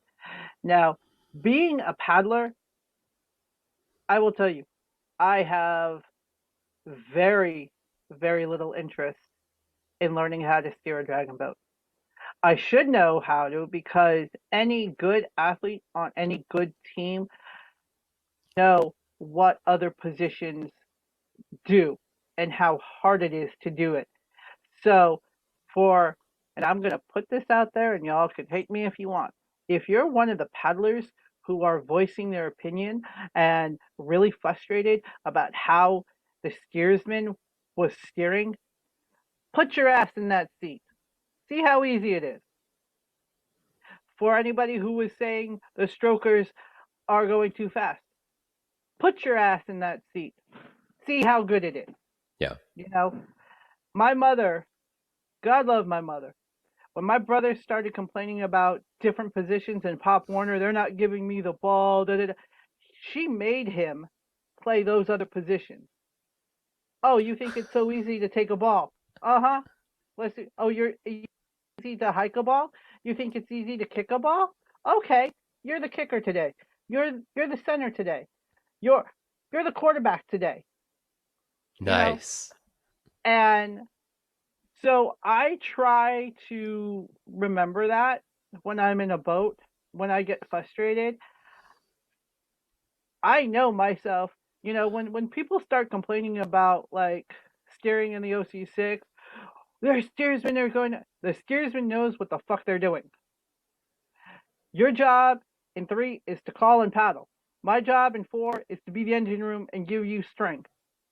So stop complaining. Do your job. And now I'm the first one who, it takes very little to piss me off in a boat, Harlan. You know that. I know that. I know that. But I don't stand for bullying in what I'm in. So I remember, I don't know if you were steering or somebody else was steering, and somebody was complaining. And after we stopped, I looked at that person and I said, "If you think it's so fucking easy, you jump your ass and steer." Well, no, no, no, I don't want. Then shut up. I don't think I was. I don't remember that. No, but I don't I remember don't know that. if it was you or somebody else steering, but I was at that point where it's just like, no, dude steering, he's learning how. Stop it, you know. Well, and So this is how Naya makes friends. there is no photographic proof or videos. Maybe Harlan will do that for you somewhere down the line.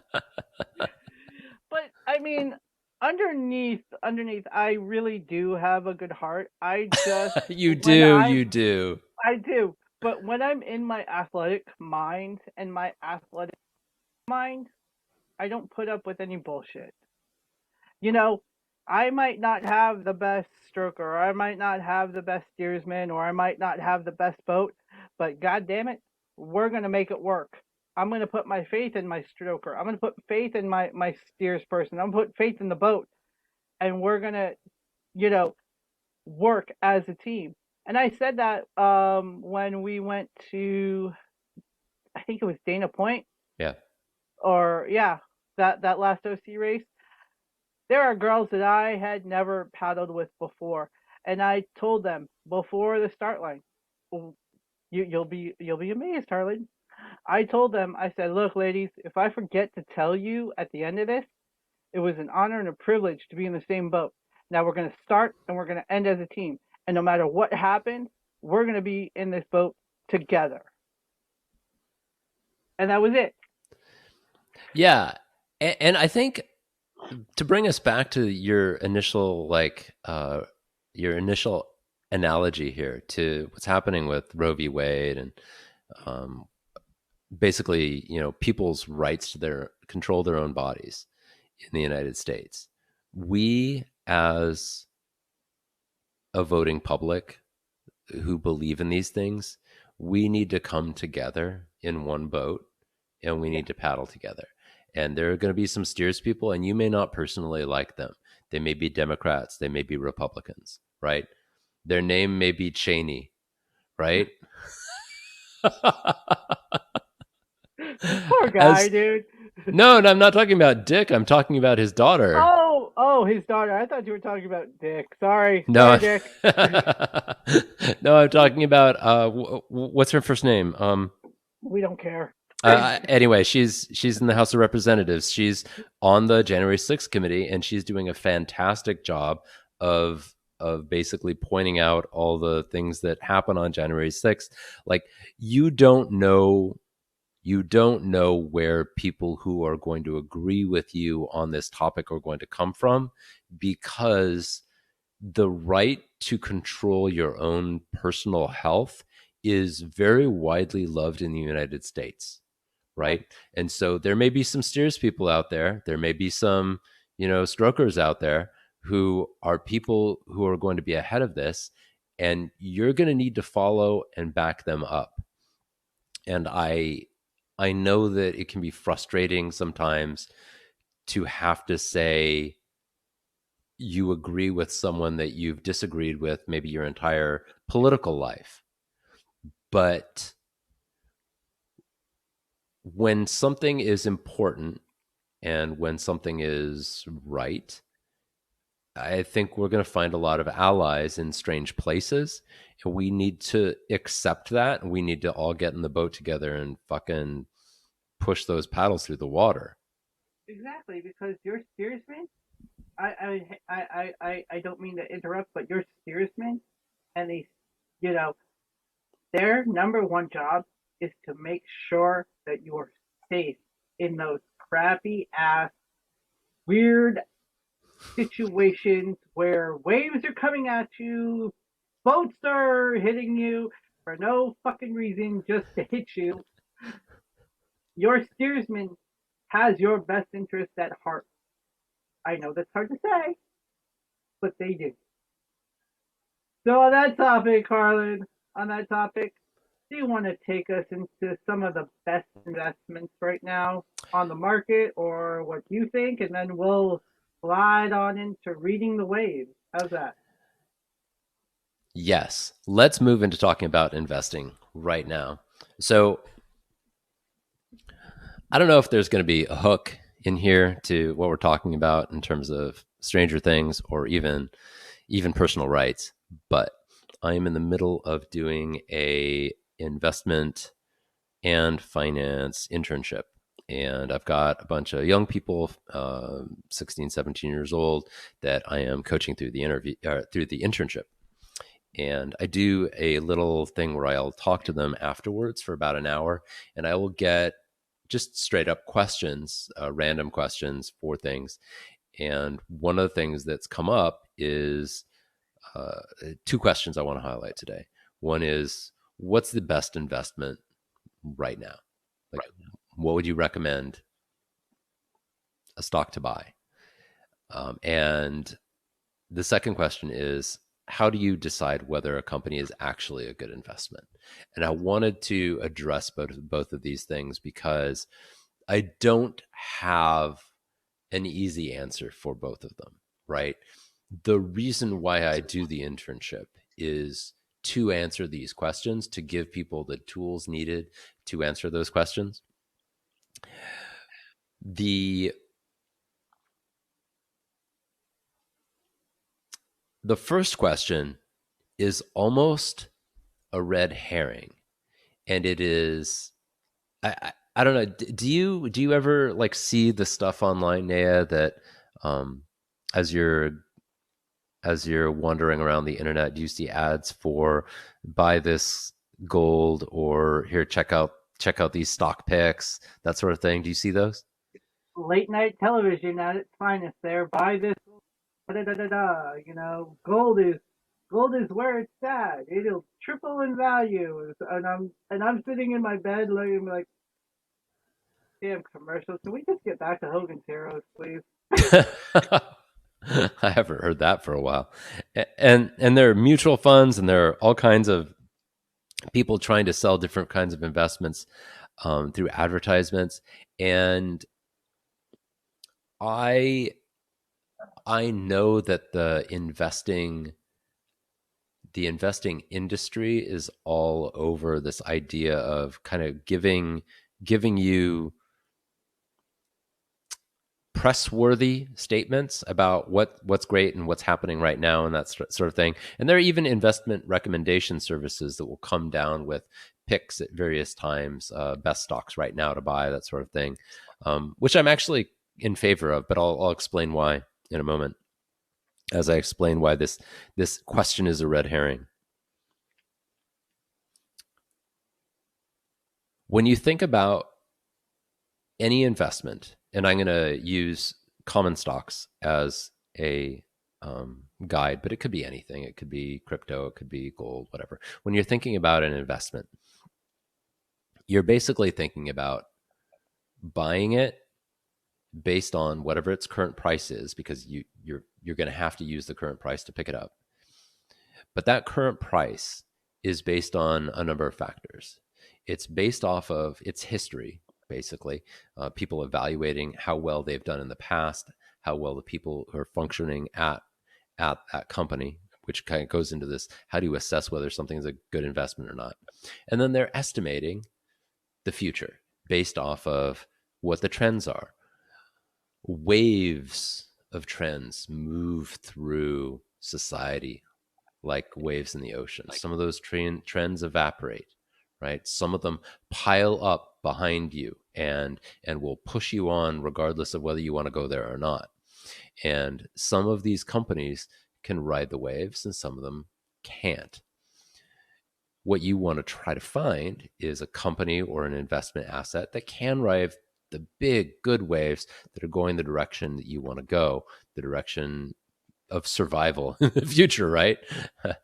And finding those best investments is basically this idea that, okay, I need to find something that is a good price where I can catch onto that boat and I can ride it through the waves.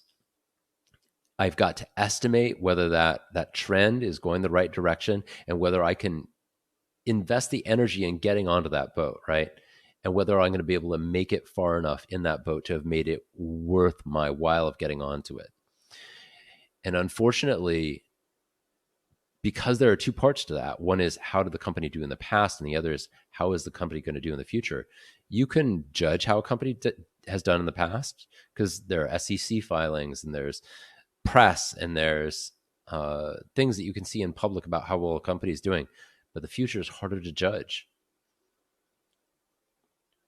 But almost all of an investment's price is based off of how people think it's going to do in the future, not how it did necessarily. You're going to base your estimations on how it will do in the future off of how it did in the past, perhaps. But price is based off of what people believe a company will do in the future. And so to decide what the best company is right now is really this exercise of examining for yourself, where do you think society is going and which companies do you think are best situated to follow those paths?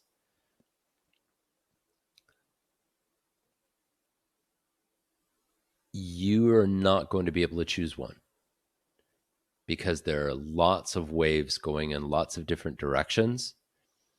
Different companies are going to be following different paths and cutting across, and their steerspeople, their CEOs, are going to take different decisions and different paths to get there. It doesn't mean all the companies are going to do badly or all the companies are going to do well. Some of them are going to fall off, some of them are going to fall behind. That doesn't mean they're going to hoolie. That doesn't mean they're going to stop in the water, all of them. Some of them will. But choosing the best investment is a red herring because what you really want to do is you want to choose a set of investments you feel are going to do the best. And that set of investments is this concept of diversification, right? So fortunately, these days we can diversify really, really easily because a lot of the new technology allows us to buy fractional shares and do fractional share trading. So you can go to a company like Robinhood or Public. I think I invest in Robinhood, just FYI. So when you go out there, you can actually invest with something that I couldn't do when I was starting investing. Say you want to create a portfolio of 30 stocks. You can put $30 in your portfolio and buy $1 of each of the stocks that you've chosen. And all of a sudden you have a diversified, self-managed fund of stocks, diversified with 30 companies. And I would say to be well diversified, you need to have at least 30 companies in your portfolio. Or at least have a path to getting there. Yeah, I was going to say if they only had enough money to do 10 or 15, that still would be okay because they're planting that seed, right? Yeah, exactly. Like, oh, when I started out, what I would do is I would buy because we didn't have fractional share investing, so I had to buy shares of companies, and the share price might be $100 or $200, or it might be $50 or 10. But I would have to buy those shares in, sets based on that. And I didn't have that much money, right? So what I would do is I'd be like, all right, this time I'm going to buy my first company. I would keep, and then maybe I would have only one company at that time, but I wouldn't have that much money invested in it. And then as I collected more money, I would buy a different company, and on and on and on. And I would keep adding more and more diversification until I got up to my target. So yeah, you can do it either way, depending on what kind of account you have. And once you get yourself up to that target, then you can kind of go, okay, which one's the best one to put my money in right now of the ones I've invested in? Or do I want to take and bring something new in? There are all kinds of decisions to make, but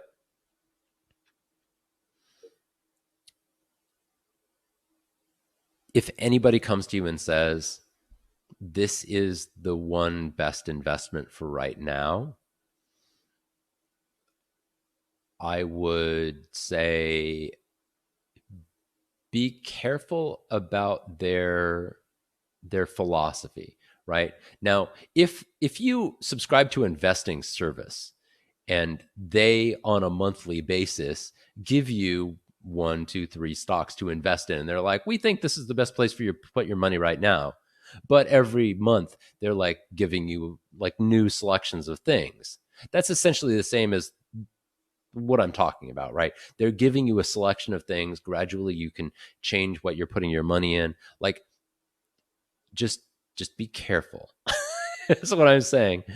And I'm hoping that people get away from this framing of looking for the thing that's going to knock it out of the park. And you have to know, even if you find something that knocks it out of the park, that may be only 2 or 3 of the stocks you've chosen out of your 30. The rest of them are going to be probably middling to hopefully better than middling performers. I mean, that's the goal, right? And so how to decide whether a company is actually a good investment is really this exercise of looking at their management, looking at their people, looking at the communities that support them, looking at their customers and how they react to them, looking at yourself as maybe a potential customer, how you interact with their products, looking at so many things about a company and what they have done in the past, what the management says that they are aiming for in the future, and your estimation of whether they're going to get there, whether society wants them to get there, whether there are a lot of customers who are going to want to buy that product. There's many, many things that go into deciding whether a company is a good investment. And 2 points about this. You can create a set of standards for yourself and you could estimate it based off of, numerical factors or something like that. Or you can do it my way, where I just sort of like, I try to choose a company and I follow it as long as I have a little bit of money in it. And then I learn more and more about it. And over time, as I learn more about it, I either become more convinced about them or less convinced about them. For example, recently I did have money in Roblox, the kids gaming company, and I learned more about it and I did not like what I learned. And I ended up selling all of it. And I'm good with that. Even if that company turns out to skyrocket and do great, I'm good with standing away from that company until management changes what they were doing with the kids, with the things that kids are selling to each other on there. It's a very funky system that they've got going on. So now I gotta go and see what my nephew's doing because he has a podcast on Roblox. Yeah, check it out. I also have a friend, and his daughter has a very popular Roblox YouTube channel, and she. It's Evil Octopus, I think. I think her channel is called Puppy Life. So Evil Octopus and Puppy Life. Go check them out on YouTube. Yeah, check them out on YouTube. Like, definitely give them some support. Yeah. But within Roblox itself, I'm not 100% sure like how those things are going. I'm gonna have to check this out now. But the other way to kind of estimate whether something is a good investment, and I recommend everybody does this, is actually like write down for yourself what you believe a company is going to do. Like write down the reason why you decided to invest in a company, or track them if you're doing this as a fantasy kind of thing to learn. And then wait and see. And especially if you're doing this with your real money portfolio, right? Like know why it is you bought a stock.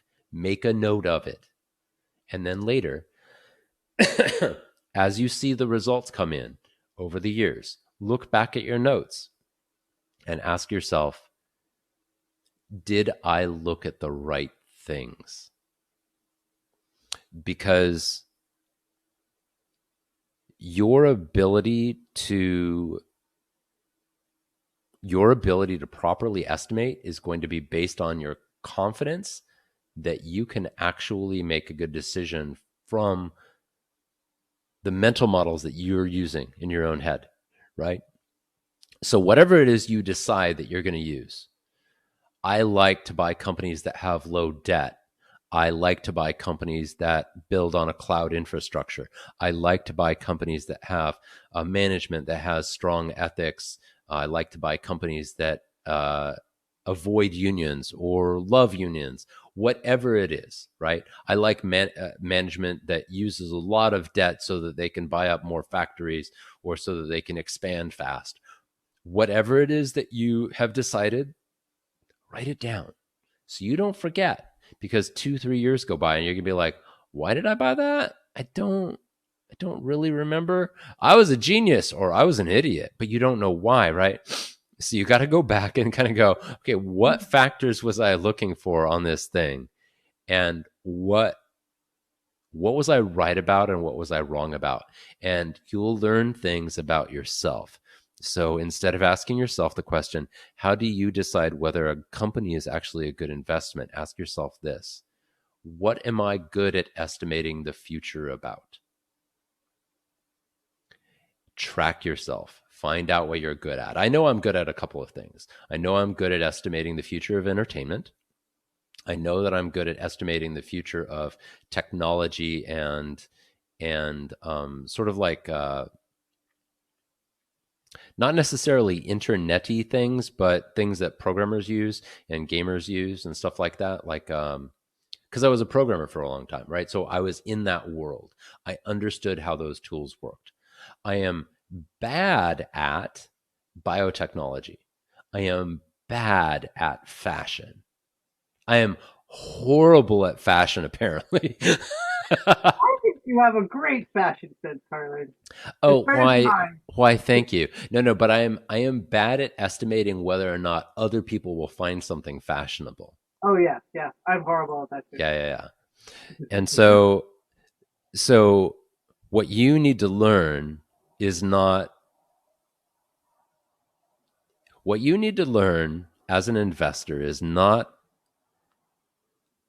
how do I learn about companies as much as how do I learn about myself and my own skills. There's very much a martial arts kind of thing here where you need to learn about yourself before you can learn about others. That is a great point. And before we move on, I just wanted to say that is a brilliant idea of writing down about like what you want in companies and stuff like that. It it almost is kind of an exercise that I had to go through myself, and I've done this several times. Red actually turned me on to this, Red Pedrick, when I said I want to become a peddler. I want to become a petcher paddler, and he whipped out a yellow piece of paper, put it in front of me, and well, put it in front of him, and he said, "Give me three things. Why? Three things that you can do right now to get you to that goal." He goes, "Write down three goals," and I said, "Well, I want to try out for Team USA. I want to be on a national championship team. I wanted all these things. I want to be down at 190 pounds." And he said, "Okay, those are your goals. What are the steps you're going to get to? How are you going to do it?" "I'm going to eat a better diet. I'm going to work out X amount of times. I'm going to drink a lot of water. I'm going to do all these things." And he goes, "Also, you need to do research. Read. Read about people who are already that you aspire to be like." So I think that's in a sense what you're saying. Um, take that take that mind and use it in investing, which I think is a fucking brilliant plan because you know where you were, you know where you want to be. What are the steps to get you there? You know, kind of a Jedi mind trick there, kids, that you played on us. Yeah, yeah, it's very much a it's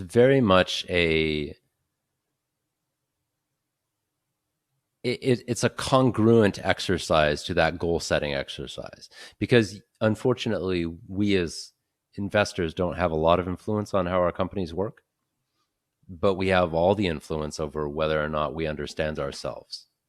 Exactly.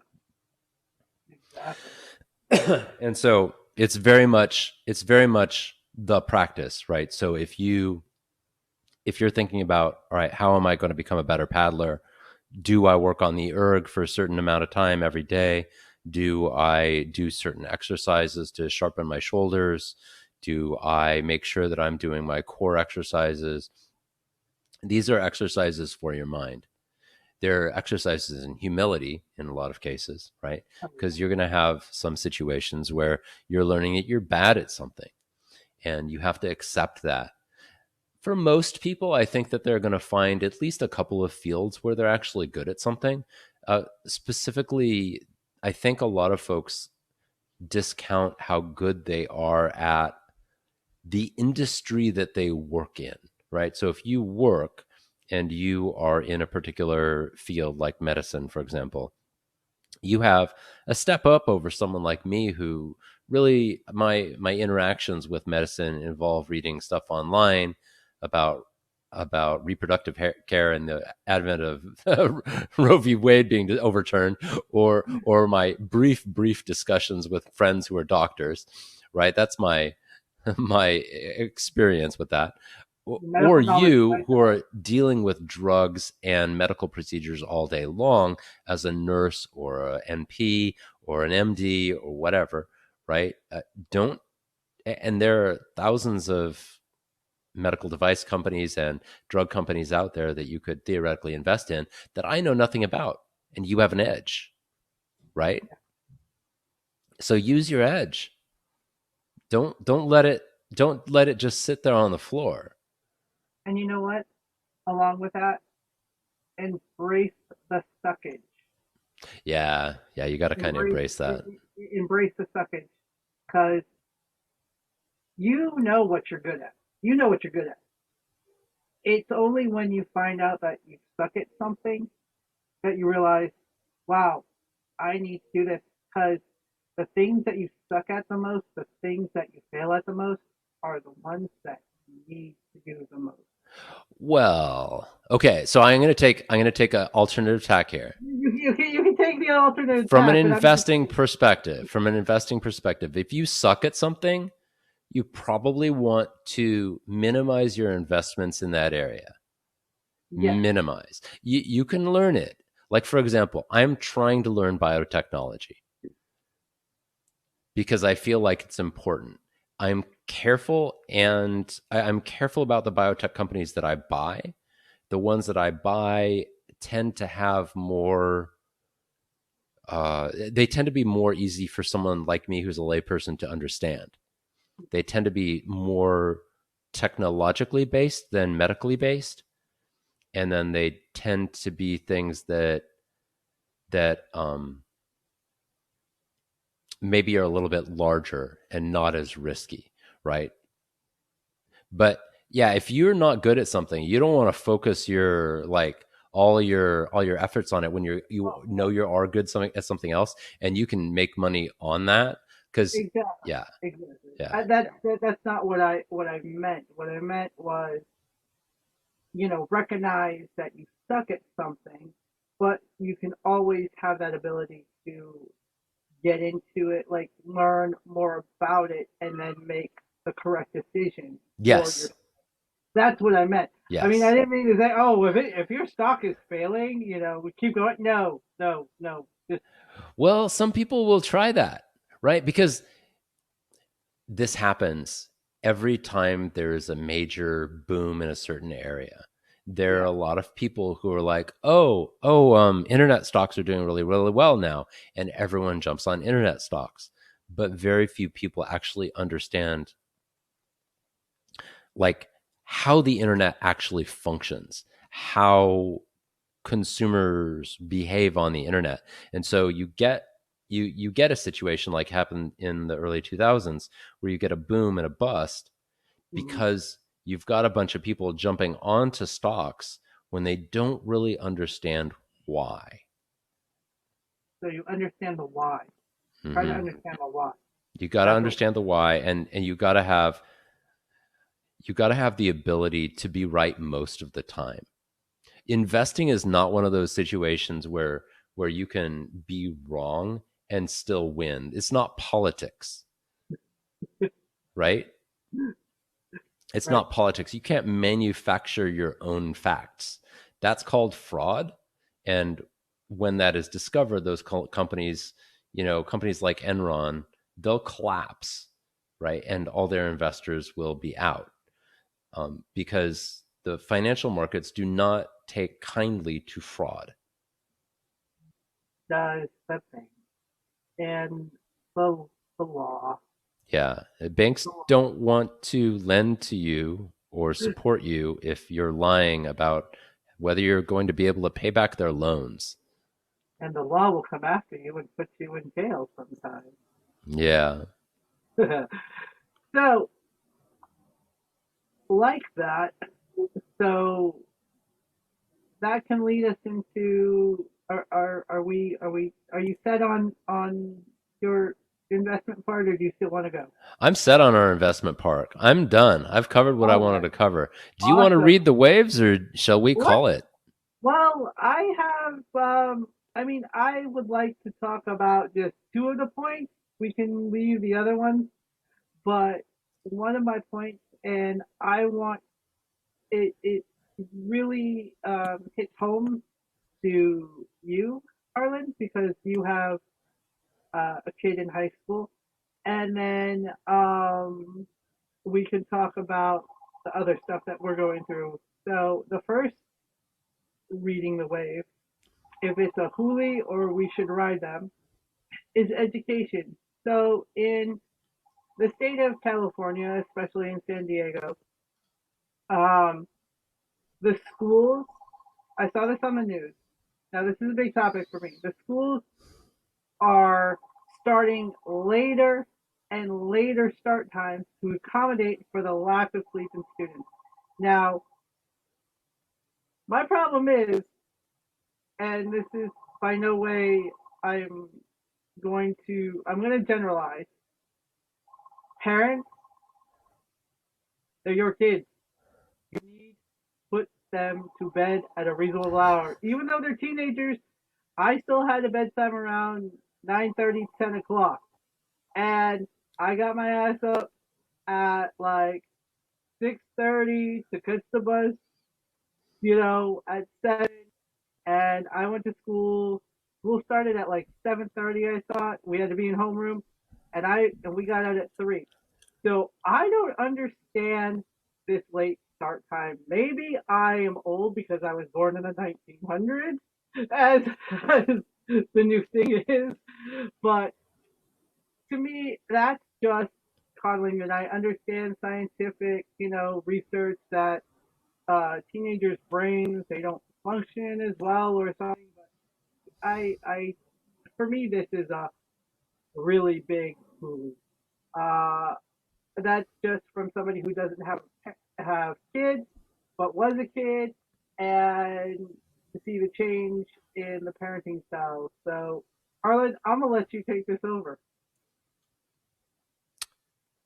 I'm a huge fan of later start times. So when I was a kid, I had to get to school pretty damn early when I was a teenager. There was like a 7 a.m. class that I had to make, and it was a science class, and it was just bad. I was not really present there. I felt awful. Um, I I rarely got enough sleep during high school. There was so much homework. I understand what they're trying to do here because there's basically this idea that um, if you have to get up when it's dark out, you're going to have an awful time. And that's basically what I was doing. I was getting up when it was dark out. I was dragging my ass to school and trying to like fight myself awake during that time period after going to sleep at, 12 or 2 o'clock in the morning, because I was trying to fight through my math homework the night before. I I would say that this is a half measure, and the half is they need to limit homework a lot more. They I'll look at need to limit homework a lot more, because a lot of schools will be like, oh, you should be in sports. You should be in extracurricular activities like band or volunteer activities after school or whatever, right? And so you finish with your school at 3 o'clock, you go to your extracurricular, you maybe do football practice or band practice, or you go to some sort of, maybe a church event or something like that. And then you get home and you've got 4 fucking hours of homework. That's overwork. If I had a job that required me to do all of that, I would quit, because it's awful. I mean, it's just awful. And so starting the school later gives us the ability to basically have our kids wake up with the sunrise, which is helpful, especially when you've got young kids. But it's a half measure unless you're going to stop the nonsense of the ridiculous amounts of homework. And I'm saying you got to do more than even cutting the homework in half. It needs to be rare. Homework needs to be rare, where you would basically like assign maybe one or two things a week tops as a teacher. you know what, and I can agree with that. Being a instructor at a college, um, I did get excuses. Well, I didn't get home till this, and I didn't get, and so, and I know people are going to hate me for saying this, but I would look at these students and I'd say, do you know what I do when I'm here from 7 a.m. till about 3 o'clock. When that clock turns 3 o'clock, I change and I go coach kids. And those kids, they'll practice for 2, 3 hours on the water, get out of the water, and do their homework in the car or wherever they are. If we're having a gathering, I see people with books and they're doing their homework on the books, or even before we start practice, they're doing homework. And I say, and not one time, I'm sure, has they went up to their teacher and said, I didn't do this because I didn't have the time. I said, if my kids who are in like elementary school and high school can do it, surely you can at a college level. And of course, I would get talked to because, you're not supposed to talk to students that way. But they got the point. If I could do it, and a kid who is 20 years younger than them could do it, they understood that. So, yes, teachers do give a lot of homework. I will admit, because the state, they have so much they have to cram in that the state, they have to make sure that the students pass this particular test or whatever. So, for me, give in-class assignments. Give, like Harlan said, give 2 pieces of homework. I rarely gave homework. Okay, we put up a little thing. We had said you have to do this by a certain day. They would have a week to do it in a module. Yeah, So do something like that. the I way have that the way that my kids' school does it, they go to the high tech schools. The way that those teachers do it is they basically give a lot of what you're suggesting, a lot of in class time to do projects. They basically say, look, you've got this project to do. I'm going to give you enough time where most people would be able to finish it during this. If there's something you can't finish, you need to finish it. So you might have to take it home. but very rarely did my kids ever need to bring something home and work on it here. Occasionally they did. Occasionally they'd have to write a paper or something like that, but it was fairly rare. And so if you think about even my suggestion of giving a kid one or even two pieces of homework a week, if a kid has six classes, like I used to have six classes in high school, and every teacher gives one or two assignments a week, that's between 6 and 12 homework assignments every week that you need to take care of. And that could, each one could be hours, right? So Yeah. it's a lot. It multiplies itself so fast. So you have Oh to be yeah. super careful. Oh yeah. And I know people learn at different speeds and stuff like that. But when they first brought this to my, when I first heard about this and I read, I saw it on the news, my first thought was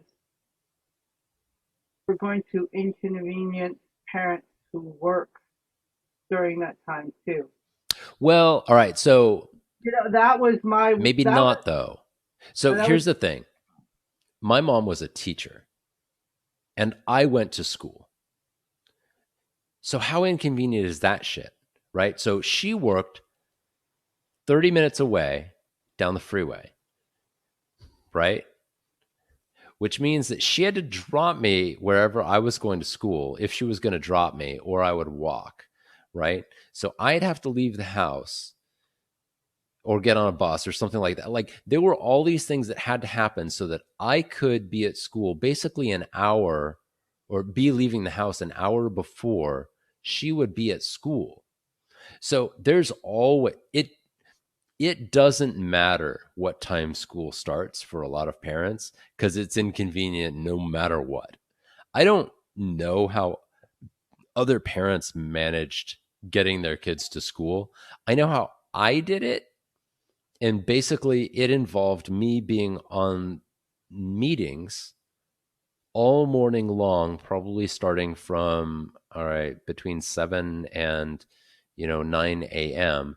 And by the time I would get my kids to school at like 8:30, well, between 8 and 9, because my kids' start times were varying like over the years between 8 and 9, I would say, which is where they're moving it to. So I have personal experience with this kind of thing. the My fluctuation. work would quote unquote start at 9 a.m., but I was working with people on the East Coast.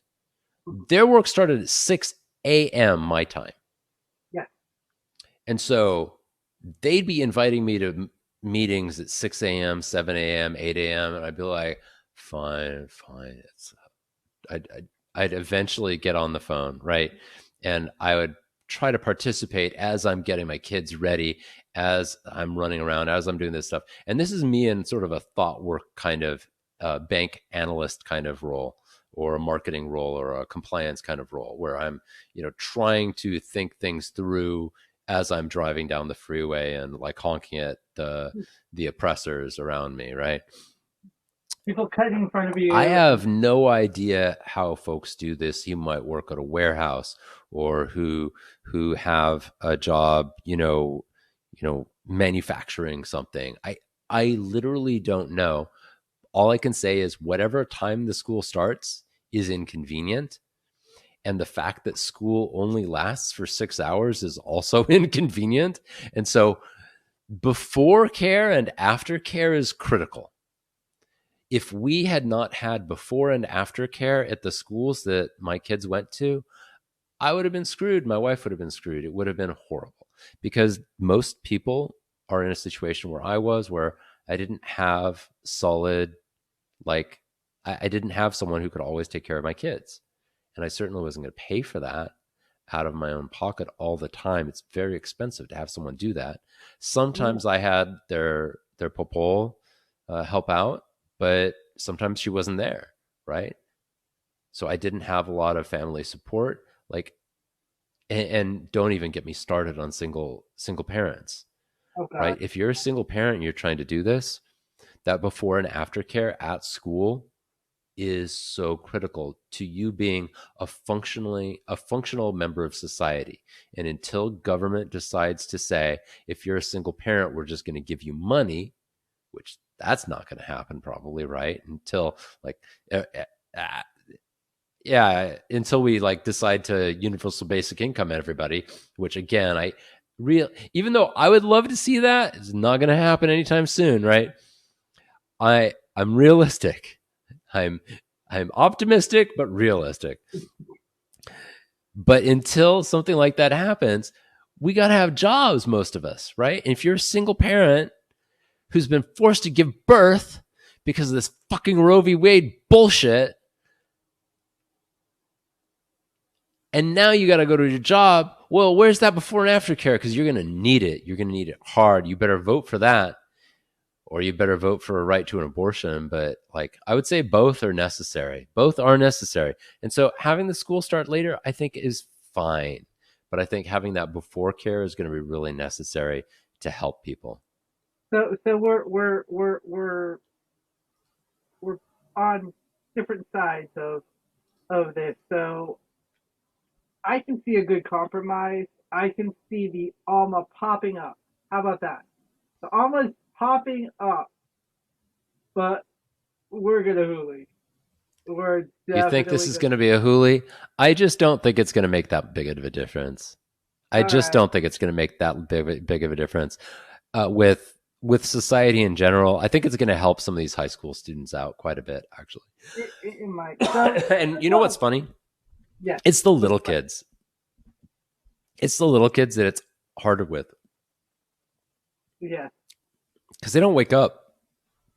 Like if the sun's not out, they're like they're gone. It's really hard to get those little ones up. And sometimes when the sun comes up, they're not in a good mood either. If you can let them wake up on their own, I promise you, you're going to have a better day. I won't want to be like, I won't call Uncle Harlan and be like, I need help now. So let's go. We can talk about Bitcoin, or do you want to talk about COVID and the antiviral drug? Oh, hmm. Or we can just end it now. I don't Let's end care. it now because I think I might need to go cough for a little while. I think I might Well, need to go cough. that is COVID related. That is COVID related. We'll talk about COVID and the wonderful antiviral drug at another time. Yeah, and at some point, I'm going to deliver an epic rant about Facebook and their awful, awful, awful way that they manage their meta rift. We're going We, to get into that a little later.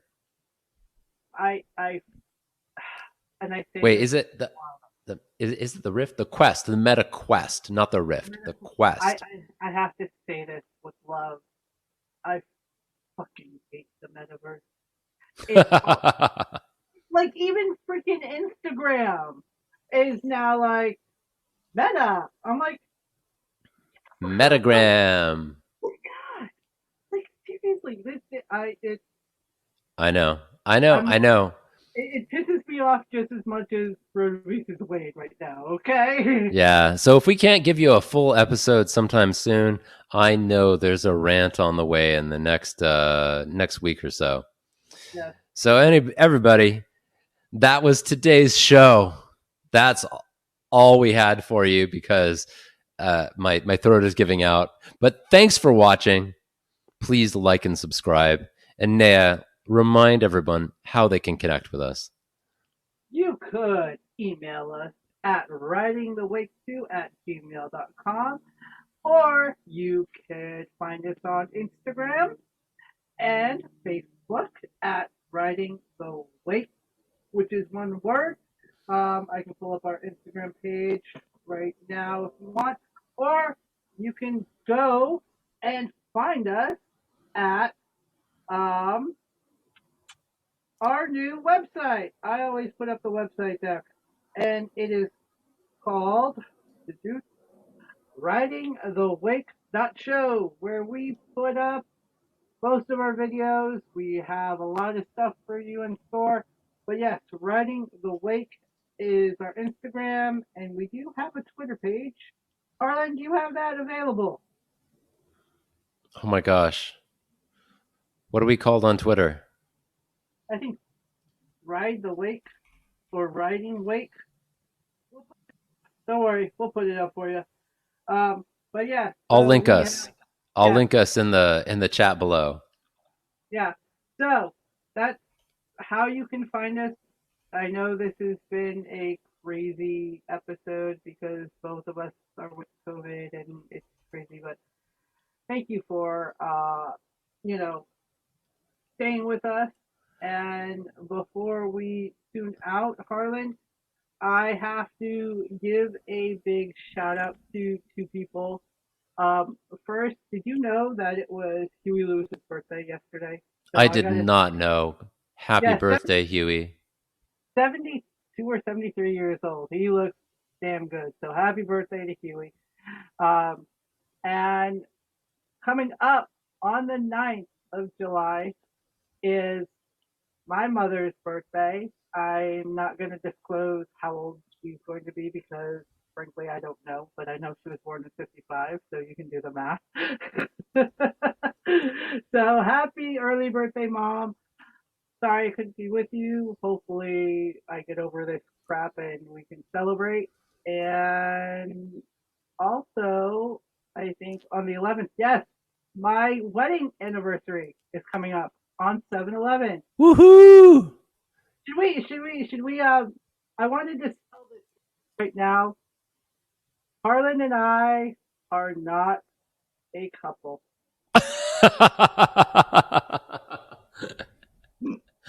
Yeah, some people have asked that. No, we're yeah, we have separate families. I love his wife. He likes my husband. We're good. Yeah. Okay. It's all good. So, Like we can so, we can't even touch each other. Watch, my hand disappears. Whoosh, it's gone. It's gone. No, the other side. The other side of the screen. There you go. No, the other side, Naya. It's there we go. We can we can high five, but then our hands disappear because we are not in the same places. no.